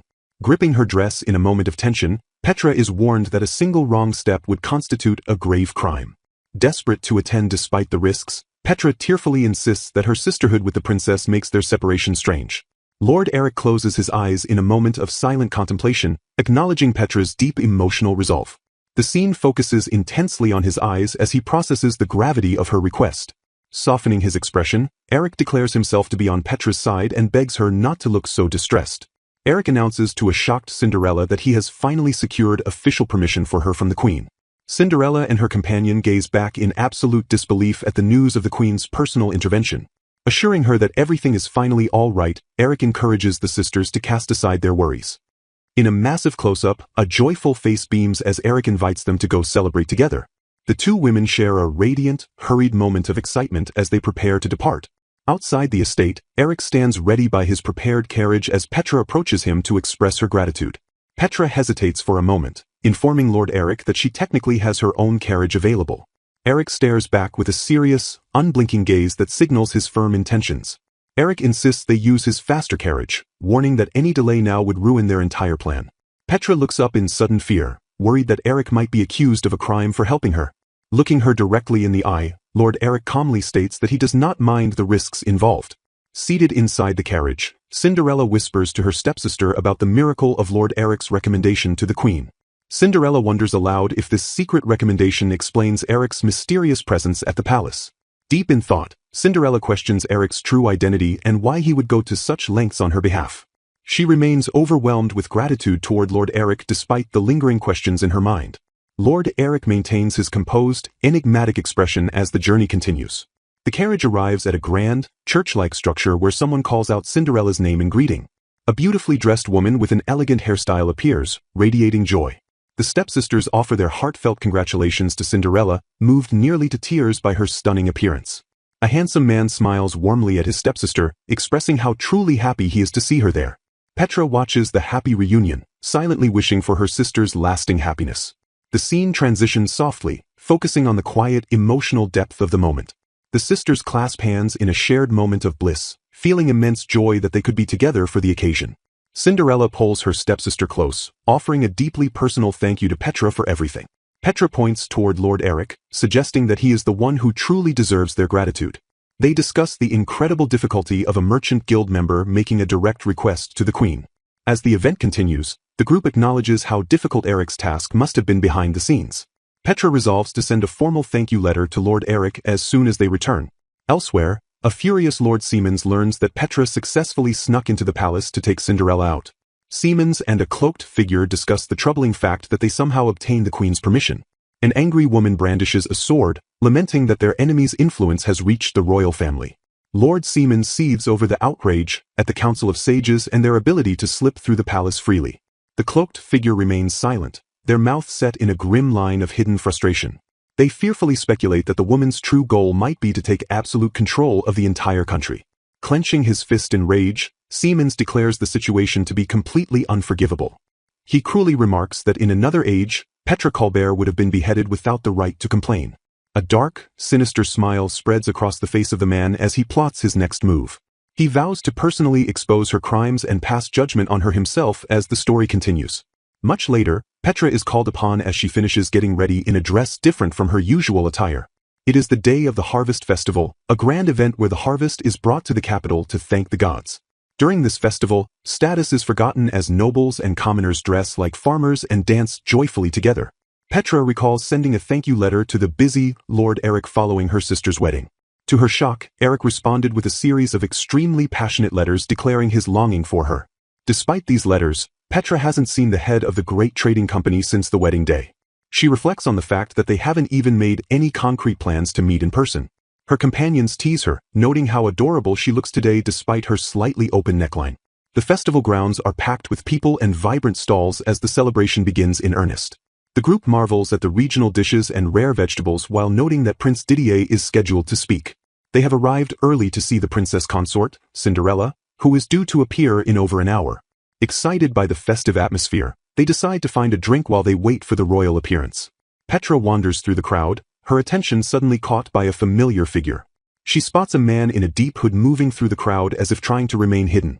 Stunned, Petra realizes she is looking at Lord Eric, who appears to be avoiding being seen by anyone. Petra stares into the distance, trying to shake off an uneasy feeling and convincing herself that she simply saw someone else. Clad in heavy cloaks, two mysterious figures move through the crowd, discussing the high-security presence of the royal guards at the Thanksgiving festival.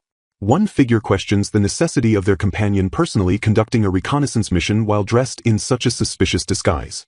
Skeptical of official reports, the man in the lead wonders who actually vetted the finest guards and whether the personnel placement is truly appropriate. His companion attempts to reassure him, insisting that the lack of reported issues means everything must be in perfect order. Unconvinced and troubled by unaccounted security expenses, the man remains determined to witness the situation with his own eyes. He apologizes for his stubborn nature, acknowledging that his persistent suspicion is just part of who he is. Accepting his resolve, the companion yields as they continue to blend into the bustling crowd of festival attendees. Nearby, a table is laid out with a festive spread of sliced meats, sausages, and mugs of frothy ale. A group of commoners gathers around the feast, their conversation turning toward the romantic rumors surrounding the festival. Raising their mugs high, the festival-goers toast to the lasting love between the kingdom's high-profile couples, including Petra and Lord Eric as well as Cinderella and Prince Didier. Startled by the public gossip, Petra blushes and loudly protests that she never actually said she was marrying Lord Eric. The group laughs off her protest, clinking their mugs together in a rowdy cheer that drowns out her embarrassment. In the midst of the celebration, a large, disgruntled man bumps into Petra and rudely demands she get out of his way. The man sneers at Petra, aggressively asking what is wrong with her look even though he was the one who initiated the collision. Petra decides to ignore his hostility, choosing not to ruin a lovely day over a minor confrontation with an aggressive stranger. Her companion, Toby, lets out a happy sigh of satisfaction, completely oblivious to the tension as he enjoys the delicious food. While Petra tries to maintain her composure, the large man continues to glare at her from the neighboring table. Determined to get back to the festivities, Petra announces she's ready for another sausage and tries to refocus on the meal. Toby playfully teases her about her relationship with Lord Eric, causing her to insist that she was only thinking about how good the ale is. The friends share a light-hearted giggle, momentarily forgetting the strange man sitting nearby. Petra finds herself wondering if a nobleman like Lord Eric would even enjoy drinking common ale at a festival. Her thoughts are suddenly interrupted when she overhears the large man at the next table muttering Cinderella's name with a dark intent. Petra freezes in shock, struggling to process whether she truly just heard the stranger mention the future princess. The man's face twists into a sadistic grin as he whispers a horrifying vow to get his hands on Cinderella and tear her apart. Obsessed with greed, he believes that killing her is the key to his fortune and that his luck has finally turned around. Petra gasps in terror, her face losing all color as the weight of the man's murderous intent sinks in. Noticing her sudden change in demeanor, Toby asks what is wrong and points out how pale she has become. Petra hesitates, looking nervously toward the man while trying to find the words to explain the threat to her friend. She leans in, telling Toby there is something urgent they need to discuss in private immediately. Meanwhile, at the palace, the guards have been fully briefed as the crowd gathers for the royal appearance.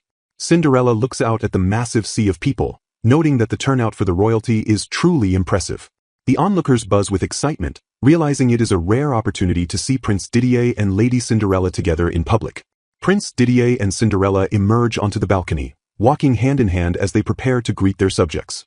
The prince smiles warmly, expressing his sincere honor at the warm reception from the people. Cinderella waves gracefully to the crowd, joining the prince in celebrating the success of this year's harvest. Observing from a distance, Petra and Toby comment on how well Cinderella seems to be handling her new royal duties. Toby asks Petra if she was the one who chose Cinderella's dress, remarking on how perfectly it suits her. Suddenly, Toby spots something suspicious in the crowd and points it out to Petra with an urgent shout. He asks if she saw the strange glint of light reflecting off something over by the royal platform. Petra's heart drops as she realizes the assassin is already moving into position to strike. Horrified, Petra watches as the large man from the tavern lunges toward the unsuspecting Cinderella. She screams for him to stop, desperate to intervene before the killer can reach his target. Cinderella turns in confusion just as the man closes the distance with a weapon drawn.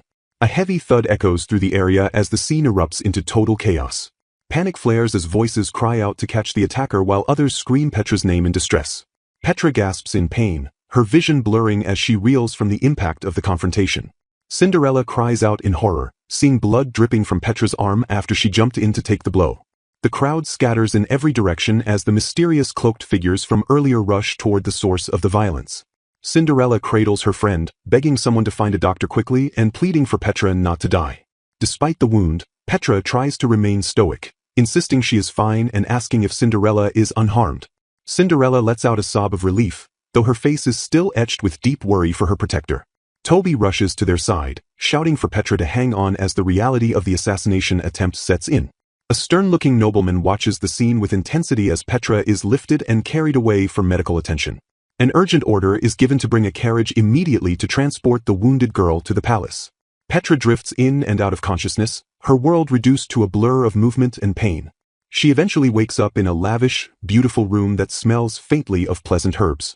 Testing her hand, Petra realizes she can still move her fingers and concludes that her treatment was successful. A voice from behind her calls her name, asking how she is feeling now that she has regained consciousness. Petra turns her head in surprise, blinking in the soft light as she tries to process her surroundings. Petra wakes up in a luxurious bed and is shocked to find Lord Eric sitting by her side. Eric looks down with a softened expression, whispering how glad he is that she is finally awake. Still dazed, Petra asks him if he was the one who personally treated her injury. Eric explains that he brought her to his mansion to be treated by a doctor and reveals they are currently in his private bedroom. Realizing she is in the very bed where Eric sleeps, Petra's face flushes with pure embarrassment. Eric asks if she is even listening as she struggles to process the intimacy of the situation. He reflects on her bravery, moved by how she shielded her sister from an attacker despite being a woman. Eric leans in close, asking her to imagine the sheer terror and pain he felt when he saw her get injured. Petra stares up at him in stunned silence as the distance between them vanishes. Without warning, Eric pulls her into a sudden and passionate kiss. Breathless and overwhelmed, Petra feels a tingle of electricity surge through her body. Her heart hammers against her ribs, making her feel as though time has stopped entirely. Eric gently cradles her face, murmuring her name with deep affection. He confesses his desperation, admitting he feared he would lose her just as he had finally found her again. Petra recalls her previous life as a workaholic, a sharp contrast to this high-stakes romantic drama. She remembers her current reputation as a mean stepsister and how she tried to protect Cinderella behind the scenes. Her heart thumps wildly as she realizes that, as a romance beginner, she has no idea how to handle this intensity. Eric holds her close and insists that she drop the formal titles and simply call him by his name. He kisses her again with profound love, leaving her completely flustered and breathless. Trapped in a deep kiss, Petra wonders frantically if she is even supposed to breathe during such a moment. Though she doesn't hate the contact, she questions if they are even close enough for this level of intimacy. Swept away by his passion, she finds herself unable to resist his overwhelming presence. Eric begs her to love him, making it clear that his desire for her is absolute. Petra's heart races as she tries to find the right words to respond to his bold advances. Eric declares that being by her side is the only thing that truly makes him happy. He takes her hand and promises to place a wedding ring on her finger very soon. Petra asks if he plans to keep proposing until she finally gives in to his persistence. She notes that no matter how many times she might turn him down, he never seems discouraged. Eric smiles and vows to ask her to marry him as many times as it takes to get a yes. Looking at his serious expression, Petra realizes she probably can't escape his relentless devotion. Softening at last, she tells him he is impossible and finally gives him her consent. Eric shouts her name in joy, his eyes lighting up at her long-awaited acceptance. He immediately leans over her, sealing their engagement with another fervent kiss. The atmosphere turns heavy with tension as Eric's gaze becomes increasingly intense. With a sudden thud, he pins her to the bed, his intentions becoming much more provocative. Eric asks her why she is still wearing so many clothes, catching her completely off guard. He playfully teases her about her outfit, wondering who she was planning to show it to. Petra tries to explain that she is just wearing a traditional peasant outfit for the harvest festival. She yelps in surprise as Eric begins to pull her closer, ignoring her protests. He towers over her, his physical presence making it impossible for her to move away. Petra realizes with a start that his arms won't budge, leaving her completely at his mercy. Her heart thumps as she wonders what will happen next if things continue at this rapid pace. Desperate to change the subject, she asks why any man would want a horrible stepsister like her. Eric silences her worries, asserting that he is right here and isn't going anywhere. He leans down to her neck, causing Petra to let out a soft, surprised gasp. Stunned by the sudden jolt of intimacy, she cries out his name in a panic. Eric pulls back slightly, apologizing for getting ahead of himself and treating her so roughly. He mentions that after she protected Cinderella, the whole country now knows the sisters are actually close. Eric warns that this rumor will spread everywhere, changing how the public perceives her. Petra realizes this means she can no longer hide behind her persona as the mean stepsister. She finds it hard to believe that people will finally see her for who she truly is. Eric points out that once men realize how kind she is, they will come swarming in to win her hand. He admits it is a real possibility, and the thought clearly doesn't please him. Petra stifles a laugh, amused by his sudden display of possessiveness. She tries to reassure him that everything will be fine. Eric looks her dead in the eye, asking if she truly understands the gravity of the situation. Petra playfully asks if signing the document he brought is enough to satisfy him. Eric clarifies that once she signs the marriage contract, the deal is officially sealed. He pulls her close one last time, declaring that she is his wife and he will never let anyone else have her. Back at home, Petra looks over the signed marriage certificate that officially unites the two of them forever. In a warm homecoming, a man greets Petra and asks if she is adjusting to her new work at the trading company. He questions her about her new workplace, confirming it is located within Lord Eric's estate. The man encourages Petra to move into the estate immediately, especially if Lord Eric expresses a desire for them to live together. Petra admits she is currently overwhelmed, feeling buried in paperwork every single day. She expresses a desire to follow proper social steps, noting that their engagement isn't public and they haven't formally met his parents yet. The two share a quiet moment over tea, acknowledging the complexity of their current situation. Petra reminds him that he previously lived with her older sister, hinting at his past domestic experiences. Despite her fears that he would tire of her before the wedding, she reflects on the decades they have ahead of them. With a tender and sincere smile, the man simply explains that his devotion stems from his deep love for her. Petra accepts this heartfelt explanation as the simple truth behind his actions. The peaceful atmosphere is suddenly interrupted by a loud, persistent banging at the door. Startled by the aggressive noise, Petra wonders who could be at the door as the heavy pounding continues. Anxious voices call out for Lady Petra Colbert, demanding to know if she is present as the door finally clacks open. A disheveled and panicked man delivers the shocking news that Lord Eric's carriage was targeted in a violent attack. Terrified for her fiancé's safety, Petra immediately demands to know if Eric is still alive. Forcing herself to remain calm despite the crisis, she tells the messenger to recount every detail he knows. The messenger explains that while passing along a nearby road, the carriage was surrounded and the coachman was brutally killed. He reveals the harrowing conclusion of the assault. Lord Eric was beaten and then forcibly abducted by the attackers. Petra realizes that the man standing before her was a first-hand witness to the entire kidnapping. She notices the man is holding a message and asks if the kidnappers instructed him to deliver that letter specifically to her. Shaking with fear, the messenger confirms the order and quickly hands over the letter. Petra braces herself as she prepares to read the demands addressed directly to her.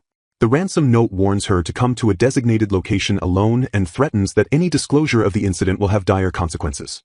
Panic surges through Petra as she reads the final threat, realizing the target's life is in immediate danger as she crumbles the paper. She deduces the chilling reality that the kidnappers intend to use Eric as bait to lure her into their hands. Petra weighs the terrifying risk, knowing that going alone without telling anyone could lead to her own demise. She spirals into a worst-case scenario where both she and Eric end up being killed by their captors. As the messenger panics over Lord Eric's fate, Petra realizes with grim certainty that she is the true target of this plot. Stealing her resolve, Petra commands the messenger to take her to the designated location immediately. The messenger sits outside, dejected and overwhelmed by the gravity of the situation. Before leaving, Petra turns to her brother-in-law to ask for a crucial favor. He listens intently, his expression serious as he senses the urgency in her voice. Determined and focused, Petra rides out on horseback toward the dangerous meeting point. She silently prays for Eric's safety, her mind filled with images of her fiancé. Petra's resolve hardens as she thinks of the audacity of the attack, mentally pleading with Eric to stay alive. She gives strict instructions to the messenger. If she isn't back in 30 minutes, he must notify the military police. Petra hands over the ransom note, explaining that the military police will need it as proof of the kidnapping's legitimacy. She emphasizes that Eric's life depends on the messenger following these instructions perfectly. Petra arrives at the designated location, a jewelry shop, and is greeted by an unsuspecting shopkeeper. Ignoring social niceties, Petra demands that the jeweler take her directly to where Eric is being held. The jeweler stares at her, his eyes filled with a calculated and unreadable intensity. When the jeweler asks who she is, Petra proudly declares her identity and her connection to Lord Eric. Raising her voice with defiant courage, she announces that she is Eric's fiancée and has come exactly as requested. A large, imposing man with an eye patch appears and silently gestures for her to follow him further into the building. Petra follows the man down a dimly lit hallway, the sound of their footsteps echoing against the stone walls. She nervously reaches for a hidden weapon beneath her cloak, bracing herself for a potential ambush. The guard tells her to mind her manners as they approach the room where Lord Eric is supposedly located. Petra closes her eyes for a moment, gathering every ounce of her strength and resolve. Just as she prepares to do whatever it takes to save Eric, the guard knocks and announces that he has a visitor. Petra is suddenly confused by the guard's respectful tone, wondering why he referred to Eric with such high honorifics. To her absolute shock, she enters the room to find Eric perfectly safe and comfortably seated with Prince Didier. Stunned and confused, Petra looks between the two men, struggling to process the scene that contradicts everything she was told. She demands to know why Eric is here in the company of the prince instead of being a prisoner. Prince Didier is baffled by her mention of a kidnapping, while Eric explains he was simply responding to a royal request. The realization that the kidnapping was a ruse hits Petra with full force, and she collapses toward Eric in a wave of relief. Eric catches her in his arms, deeply concerned and asking if she is truly all right. In the wake of the terror, Petra finally understands the depth of her own feelings. She realizes that Eric's presence has become a massive, indispensable part of her life without her even knowing it. Eric holds her gently, telling her it's okay if she can't find the words to express herself right now. Overcome with emotion and weeping tears of joy, Petra vows that she must finally tell Eric exactly how she feels. In the heat of an explanation, Petra promises to reveal the full truth behind their arrival. Prince Didier reflects on the nature of men who avoid the front lines, sensing an ominous shift in the situation. Dismissing her words as a mere fabrication, the prince claims her account sounds like nothing more than a convenient story. The prince bluntly informs Petra that her reputation remains tarnished despite her recent actions. He accuses her of defending Cinderella merely to fix her mean sister image, citing rumors that she staged the rescue herself. Lean and intense, Prince Didier challenges her lack of evidence even in such a dire predicament. Standing her ground with quiet dignity, Petra counters the prince by firmly asserting that she does indeed have proof. Eric recalls the moment he prepared a magical duplicate of a vital letter to protect the original. He reveals that he handed over a decoy, keeping the real letter hidden since no one would believe the truth about his magic. Petra presents the evidence, explaining that the letter is a crucial clue to identifying the culprit who targeted her and Eric. After the prince concludes the meeting for the day, Petra offers her help to further the investigation. The grand, silent manor stands tall as the sun begins to set on the day's tense negotiations. Back in the safety of their room, Petra and Eric share a quiet moment of exhaustion while wondering who could be behind such a nasty plot. Petra examines the threat letter, noting that the culprit must be an insider who knew exactly where Eric would be found. A heavy silence falls between the two as they sit together, processing the weight of the day's accusations. Eric breaks the silence by asking Petra why she was sitting so closely with Prince Didier. Petra explains the prince's aide requested a custom gift for his future bride, though Eric questions her closeness to the royal family. Eric admits he hesitated to mention the royal commission because Petra had previously criticized the palace's wasteful spending. Noticing her visible distress, Eric gently asks Petra why she appears so shaken by his news. He pleads for a little more time, promising to tell her everything when the right moment finally arrives. Grabbing her hands, Eric expresses his deep worry and begs her to stop putting herself in such dangerous situations. Petra tries to reassure him, promising she will handle things better next time.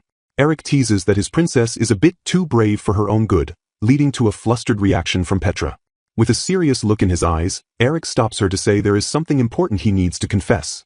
In a sudden rush of emotion, Eric confesses his love for Petra as she looks on in shock. The two stand frozen in a moment of intense realization, their faces flushed with sudden heat. He reiterates how important she has become to him, emphasizing the depth of his feelings. Eric admits that the news of her kidnapping left him absolutely terrified. His mind was consumed by the fear of what might have happened to her while they were apart. Overwhelmed with relief, Eric pulls her closer, his touch conveying the intensity of his words. Petra admits her own happiness at his words as Eric passionately asks her to live her life with him. Closing the distance, Eric declares he can no longer live without her before pulling her into a deep kiss. As their breath hitches, Petra breathlessly acknowledges his feelings in the heat of the moment.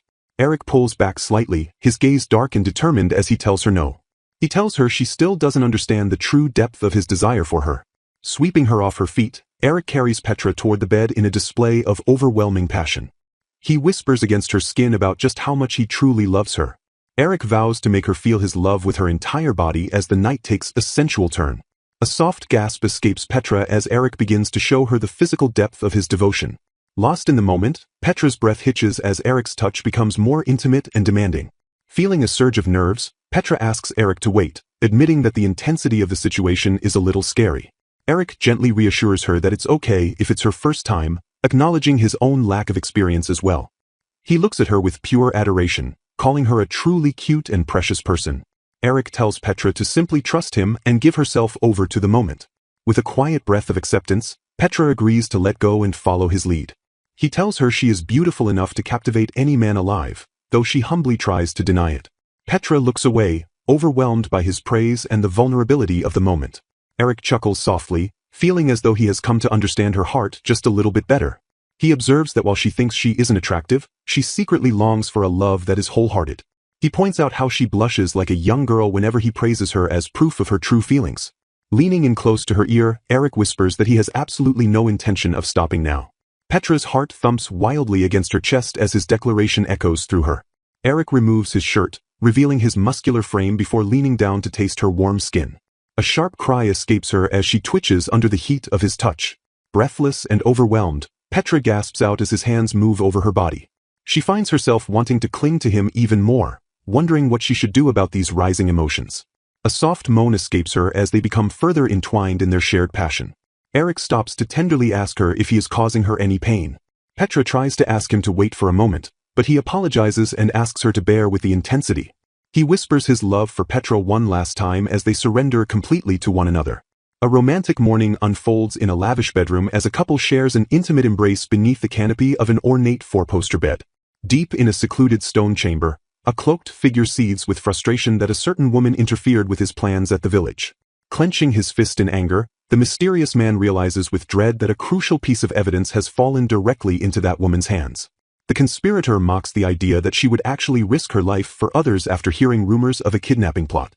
He dismisses her as a greedy woman driven solely by wealth and power, convinced she would abandon anyone to save her own skin. Despite his possession of the original letter, he desperately convinces himself that her claims of having evidence must be a complete bluff. Inside a dimly lit hall, a hooded superior reprimands Lord Siemens for his shallow reading of the situation during the Cinderella incident. Siemens is criticized for failing to expose the woman's true nature despite using Queen Cinderella herself as bait for their traps. The hooded figure rants that the woman must be insane for throwing herself into harm's way to save the queen instead of capturing the assailant as planned. Gripping the arm of his chair, the leader notes with fury that the public has actually begun to re-evaluate the woman in a positive light. Bowing low, a determined Siemens begs for another chance to reveal her true nature and promises to be of service without fail. As Siemens departs, the hooded man gazes after him and mocks the foolishness of the young generation. He reflects that the only time to change the course of events is now, before a looming marriage makes their interference impossible. With a cold and focused resolve, he vows that he will never allow that woman to have her way. Staring into the flames of the hearth, the mysterious leader prepares himself for the next move. He touches his face in a moment of quiet intensity, swearing to protect those precious to him from her influence. His thoughts drift to Cinderella and his brother, reaffirming his ultimate mission to shield them at any cost. He stands firm in his conviction, fueled by a singular need to protect his family from the woman he perceives as a threat. Back in the bedroom, Petra wakes up feeling trapped and realizes she is pinned down by a heavy arm. She looks up in surprise as Eric pulls her close, his expression softened by the morning light. Eric tightens his grip and playfully asks if she was trying to run away from him again. Blushing deeply, Petra stammers that she wasn't trying to escape but simply wanted to get ready for the day. She becomes overwhelmed with embarrassment as she recalls the passionate events of the previous night. Eric pulls her back into a warm embrace, whispering his desire to hold her in his arms all day long. Petra looks at him tenderly, her heart fluttering at his uncharacteristic display of affection. She reflects on how Eric's cold and stoic exterior hides a surprisingly passionate and loving heart. Eric gazes into her eyes and declares his intention to marry her as soon as humanly possible. Towering over her with a gentle smile, Eric swears before God that he will spend the rest of his life by Petra's side. He suggests that they should arrange a meeting between their families soon to formalize their union. Petra notes that while they have written their marriage vows, they haven't actually submitted the paperwork yet. Eric begins to dress himself for the day, teasing Petra that she will be late if she keeps staring at him. Overjoyed by her good fortune, Petra cherishes the incredible moment and the fact that she is truly going to marry him. Later, inside a moving carriage, Eric asks Petra if she is truly happy being by his side. Petra wonders if he can see right through her emotions as she struggles to find the right words. She playfully confirms her happiness, provided that he remembers to mind his manners. Eric turns serious and asks if she would still have considered marrying him if he weren't a prominent member of the Merchant Guild. Caught off guard by the sudden and heavy question, Petra stares at him in stunned silence. Eric maintains a piercing and expectant gaze, waiting for her honest reaction to his hypothetical scenario. Petra smiles warmly and assures him that she simply likes the Eric who is standing in front of her right now. Eric is visibly moved by her sincere answer as he reaches out to touch her face. With a rare and genuine smile, Eric tells her that he is happy while Petra looks on with a racing heart. Sensing the weight of the moment, Eric tells Petra there is something important he must disclose to her soon. Looking at her with absolute sincerity, he reaffirms his deep belief and trust in her. Meanwhile, at a lavish dinner, a man complains about their ridiculous lifestyle where expensive wine is treated like common water. Petra's sister, Frederica, finds their current state of extravagance completely unbearable and suffocating. Back at the carriage, Petra thanks Eric as he gallantly helps her step down onto the pavement. Eric reminds her to handle the upcoming council meeting properly while he focuses on the day's negotiations. They part ways for their respective duties, moving in opposite directions with a sense of shared purpose. Inside a grand hall, a group of distinguished men gather around a long table for a serious deliberation. Lord Eric is informed that the missing festival funds have been traced back to the upper ranks of the Vigilant Corps. The leader formally calls the Council of Wise Men to order to begin their official business. In a different setting, 3 large, brilliant gemstones are presented on a velvet cushion for a new design project. A merchant asks if there are any other concerns regarding the proposed jewelry pieces. Ms. Colbert expresses her total satisfaction and thanks the designer for the wonderful suggestion. Petra shakes hands with a client, stating it is an honor to be of service to his family. After the meeting, Petra celebrates the thrill of her work and the excitement of deciding on such magnificent gems. A messenger arrives to inform Lady Petra that Lord Eric requests her presence at the Sage Council meeting. The messenger adds that Eric specifically wants her to bring a certain item with her. Petra is puzzled by the vague request and wonders what specific item he could be referring to. She ponders if he means that particular thing, realizing the importance of the summons. Lord Eric initiates a high-stakes government meeting by calling for an immediate deviation from the regular agenda. Tensions flare as Eric announces the discovery of a high-ranking trader within the room who has been abusing their position for personal gain. With a piercing gaze, Eric submits an official emergency motion to address the corruption directly. The accusation centers on the assault of Cinderella during the Thanksgiving festival, citing evidence from a captured assailant's testimony. Eric publicly denounces Lord Siemens for embezzling maintenance funds and using the money to bribe the shock troops. The evidence further reveals that Siemens intentionally compromised security to orchestrate the attack on Cinderella. Lord Siemens erupts into mocking laughter, dismissing the grave accusations as an outrageous and unfounded claim. Eric remains unmoved by the deflection, preparing to unveil the next layer of the conspiracy. Ignoring the scoffing of the council, Eric presses forward with a chilling question for the defiant Siemens. The atmosphere turns cold as Eric reveals he has been withholding a crucial piece of information from the entire assembly. The room is stunned into silence when Eric discloses that a fake kidnapping was staged recently to make it appear he had been abducted. The investigation uncovered that the real target was the young lady of the Colbert family, whom the conspirators intended to use as bait. Eric roars the final verdict, identifying Lord Siemens as the sole mastermind behind the entire orchestrated plot. Siemens continues his desperate facade, shouting that the entire investigation is nothing more than an outrageous fabrication. Smirking with misplaced confidence, Siemens questions the legitimacy of the evidence and notes that the prosecution lacks the incriminating letter. The foreign minister continues his verbal assault, mocking Eric's youth and insulting his judgment before the council. Siemens slams his fist onto the table in a fit of rage, asking Eric if he has truly lost his mind to bring such charges. He sneers at the young lord, accusing him of a transparent attempt to get rid of a political rival. Footsteps echo through the chamber as a new presence approaches the heated confrontation. Siemens mocks Eric further, suggesting the young man has been bewitched by the charms of a lady and lost his ability to think calmly. The tension reaches a boiling point as the shadow of a woman looms over the proceedings. With a patronizing smile, Siemens claims that being blinded by affection is a common folly for someone as young as Eric. A silent witness watches from the sidelines, her presence becoming impossible to ignore. Eric glares with unwavering intensity, refusing to be provoked by the minister's condescending remarks. Siemens demands that Eric produce any physical proof of the staged kidnapping if he expects the council to listen. He daringly goads Eric to present the letter, confident that the evidence has already been destroyed or retrieved. Eric turns the tables by asking Siemens how he could possibly know the specific details of a letter only the culprit should be aware of. Lord Siemens stammers in shock, his composure shattering as Petra Colbert enters the room with a sudden interruption. Petra holds up a document, declaring it to be the very letter that serves as the smoking gun evidence. Panic seizes Siemens as he wonders how the letter could possibly exist when he thought it had been safely recovered. Petra adds weight to the prosecution by mentioning rumors of shady funds flowing to Siemens from the Vra kingdom. Her eyes lock onto the minister with a piercing gaze, asking him to confirm the existence of these treasonous dealings. Siemens loses all restraint, calling Petra a wench and demanding she stop interfering with his affairs. Capitalizing on the chaos, Eric officially proposes the immediate dismissal of Siemens from his post as foreign minister. The council members reach a swift and unanimous consensus, offering no objections to the motion for dismissal. Lord Siemens stands paralyzed in the center of the room, his political career ending in total disgrace.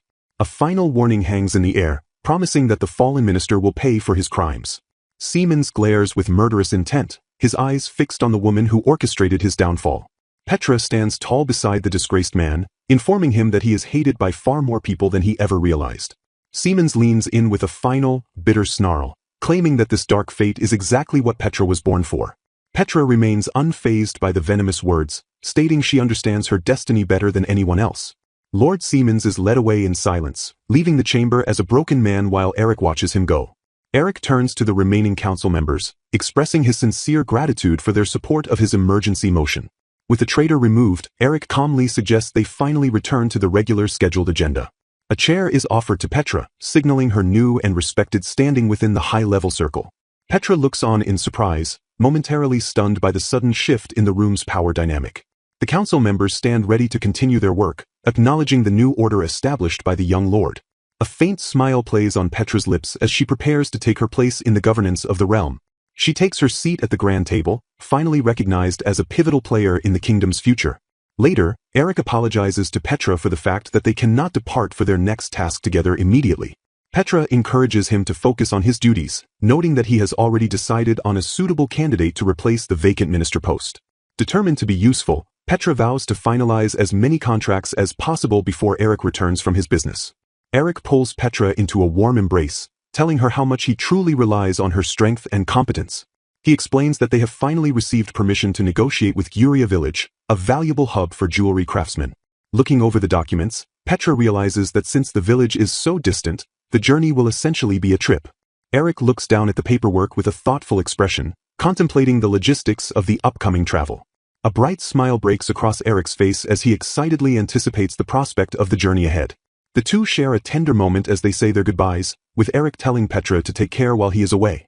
A carriage sets off into a heavy downpour, carrying the characters toward their next set of challenges. Petra gazes out at the rain-soaked landscape, reflecting on the heavy transition they have just endured. Ms. Colbert wonders how long the relentless rain will continue to fall as the scene sets the stage. Arriving at the secluded Guria village, she is greeted by a local welcoming her to their home. Village Chief Yannick Johansson introduces himself with a polite smile, expressing that meeting her is a true honor. As they walk through the downpour, Yannick thanks her for traveling so far despite the miserable weather. The chief admits this is the heaviest rain they have seen since the craftsmen first moved to the village. Yannick apologizes profusely, realizing the weather will prevent him from giving her a proper tour of the village. Overjoyed just to be near the jewel craftsmen, Ms. Colbert assures him that being where they practice their craft is enough. She asks to at least listen to what the craftsmen have to say about their work. The chief leads her into a workspace where several local artisans are gathered to meet their guest. Surrounded by the tools of the trade, Ms. Colbert observes the craftsmen at their benches in the quiet workshop. Later that evening, a maid encourages the tired guest to rest well as the rain continues to lash against the windows. Ms. Colbert graciously accepts the well wishes while the storm outside begins to sound more ominous.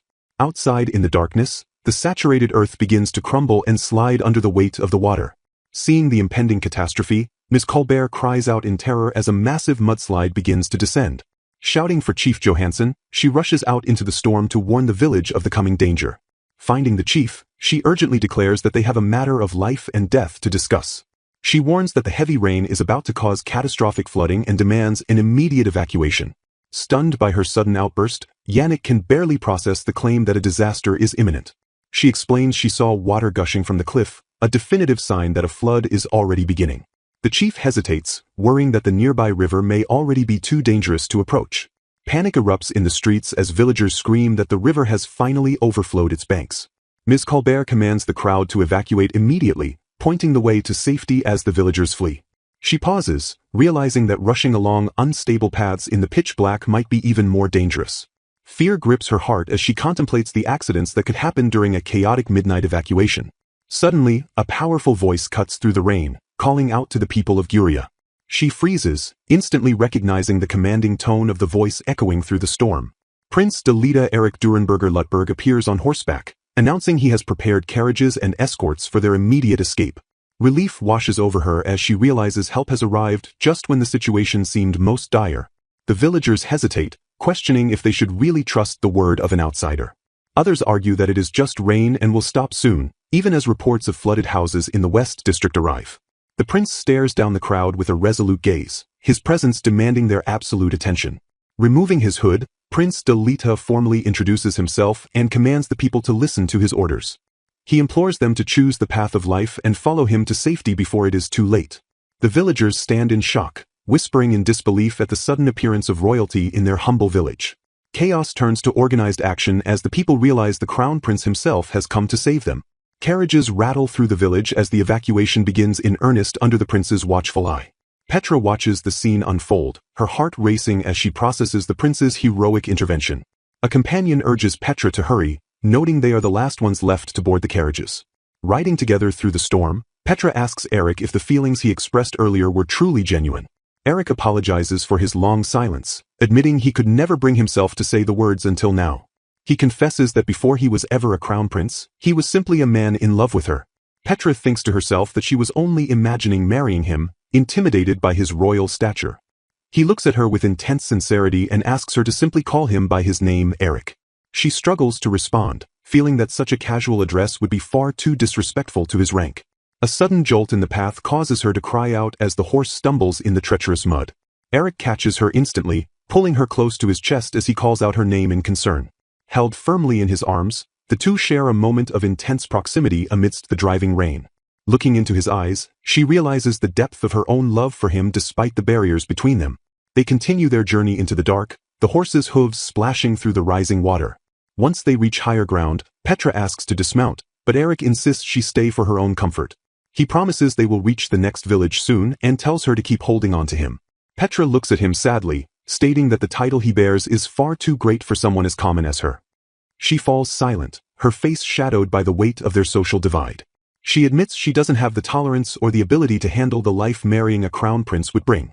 Eric smiles gently, telling her that she can simply stay exactly the way she is. He shocks her by offering to cancel the marriage plans if it will ease her burden. The carriage jolts again as the prince reacts to a sudden movement in the shadows.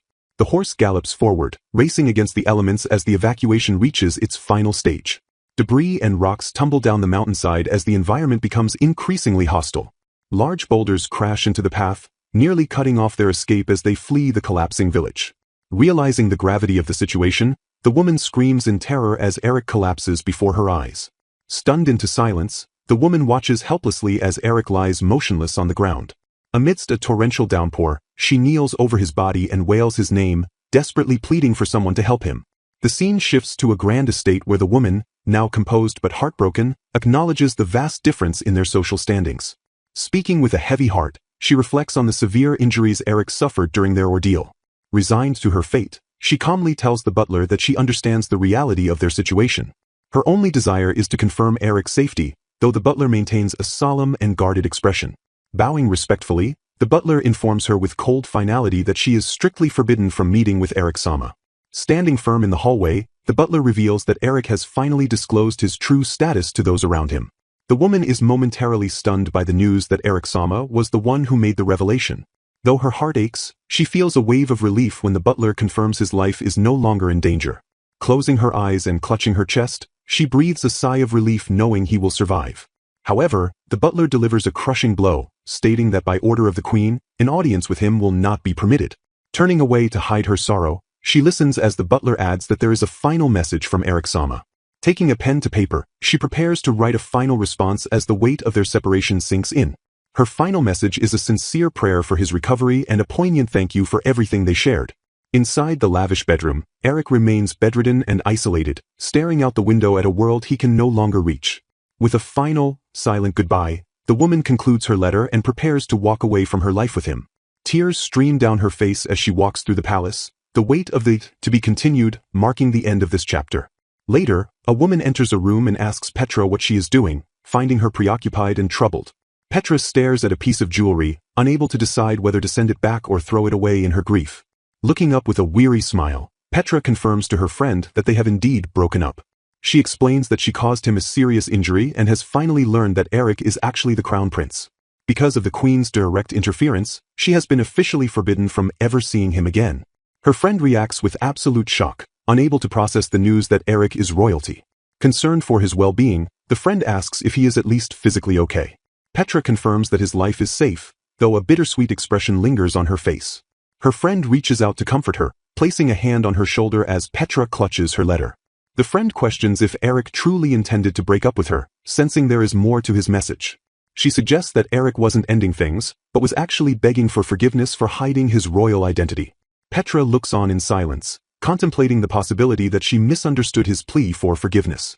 Though the words offer a glimmer of hope, Petra remains skeptical, feeling that it doesn't change their reality. She maintains that it is fine regardless, because she believes she will never have the chance to see him again. Outraged by Petra's pessimism, her friend pulls her into a sudden, aggressive hug while scolding her for giving up.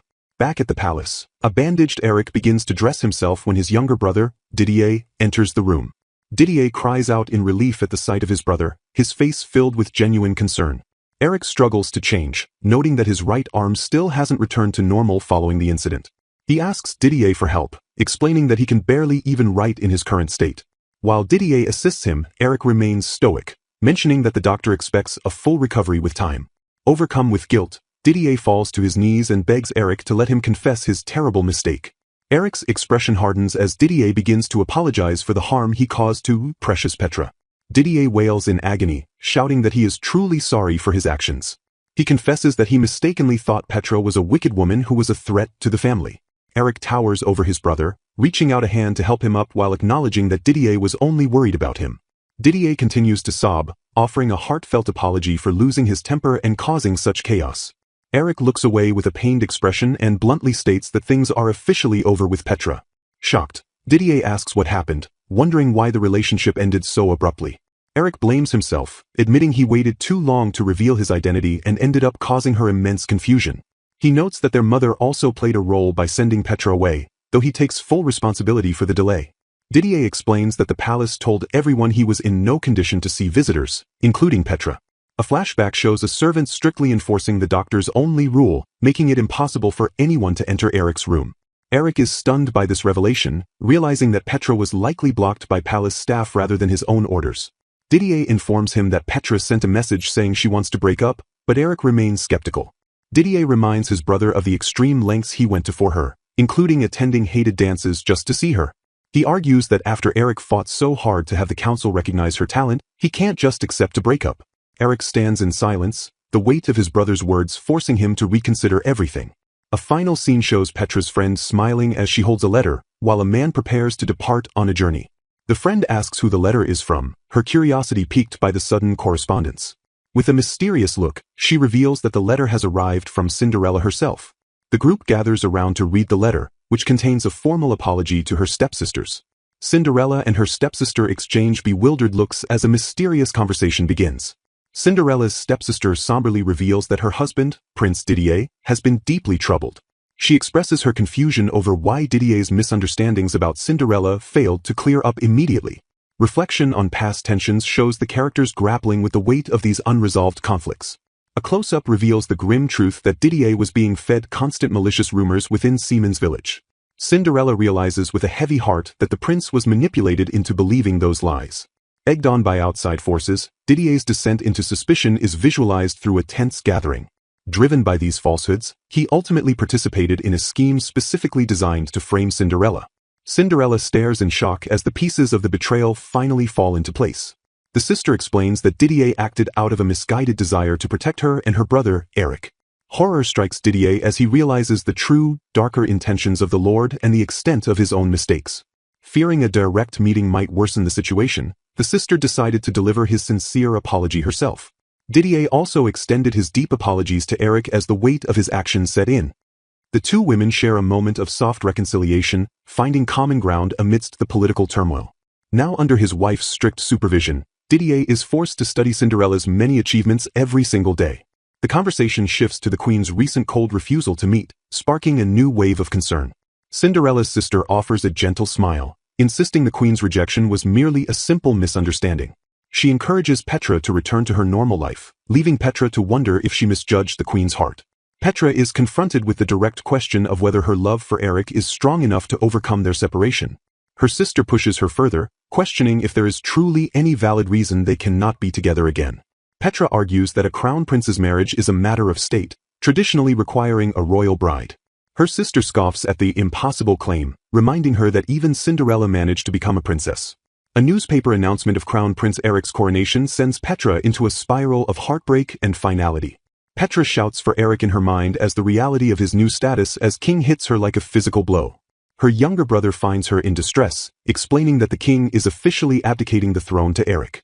The realization that Eric is truly becoming the king makes their reunion feel more distant than ever. To her absolute shock, Petra discovers a ball is being held that same day with an invitation addressed specifically to her. Frustrated and confused, she demands to know why she would be invited right after their painful breakup. Petra reels at the realization that the upcoming ball is actually a massive coronation celebration. Her sister adds fuel to the fire by mentioning that a new queen will be chosen during the festivities. While her sister and a designer dance with excitement, they promise to create a truly special dress for the occasion. Petra clutches her head in agony, wondering why Eric would choose a queen at a ball or invite his ex-lover to watch. She refuses to believe Eric would be so shallow as to choose a lifelong spouse based purely on looks. Standing before a window, Petra tries to sort through the chaos of her lingering feelings and his sudden recklessness. She worries that Eric has become desperate because of her, fearing the entire country could fall apart under such choices. Determined to prevent a national disaster, Petra declares that choosing a spouse this way is absolutely not allowed. Her younger sister watches as Petra's resolve hardens into a sharp, singular focus. With a sudden burst of defiance, Petra announces that she will be joining the ball after all. The grand castle looms against the night sky, sparking with the light of 1,000 celebration fires. Intricate chandeliers and royal banners decorate the massive ballroom in preparation for the historic night. Petra prepares for the evening, her eyes reflecting a mix of nervous anticipation and grim determination. She thinks of Eric's eyes, perhaps searching for the man she once knew beneath the crown. The designer presents the final look as Petra prepares to step into the lion's den of high society. Petra stands transformed in a breathtaking green dress, looking every bit the royal she claims she isn't. She is warned that the magic of her appearance only lasts until the final stroke of the midnight bells. The designer drops a bombshell, telling her that when the magic breaks, she will be left completely naked. Petra's face contorts in absolute horror at the high stakes of her brother-in-law's magical gift. Walking into the crowded ballroom, she reminds herself that her status as a former commoner no longer matters. She surveys the sea of nobles, knowing she must navigate this crowd to reach the man on the throne. With every step, Petra strengthens her resolve to speak her true mind to the newly crowned king. She ignores the intimidation of the throne, ready to face the king regardless of the consequences. The Colbert family is officially announced to the court as they approach the royal dais. Hearing Eric's voice again sends a jolt through her as her sister offers formal congratulations to the throne. Eric greets the guests with a practiced, kingly charm that feels both familiar and devastatingly distant. He expresses his sincere happiness at gaining such a wonderful sister-in-law despite the delayed greeting. Eric subtly comments on Didier's recklessness and how well his sister-in-law manages him.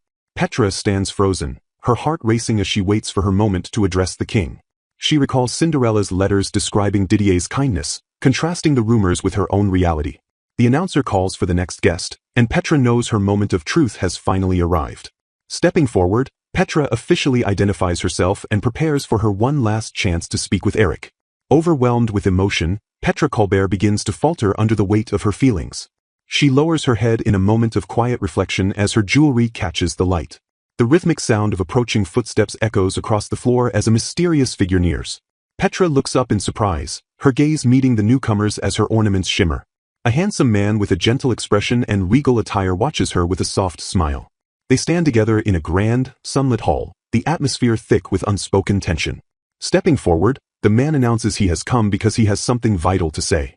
Delita Eric Durenberger Lutberg, the King, shocks the room by publicly proposing to Petra Colbert. Stunned into silence, Petra can only stare at the king in total disbelief. King Eric leans in playfully, asking if she chose her dress specifically to match his eye color. Flustered, Petra tries to object, but the king suddenly reaches out and takes her hand. King Eric drops to one knee in a classic knightly gesture, holding her hand firmly before the crowd. He asks her to listen quietly, explaining that he prepared this entire event just to start over with her. Reintroducing himself with full royal titles, he makes his intentions clear and official. Petra's eyes widen as Eric confesses he has been completely captivated by her wonderful nature. With the eyes of the court upon them, the king issues a direct plea for her to become his wife.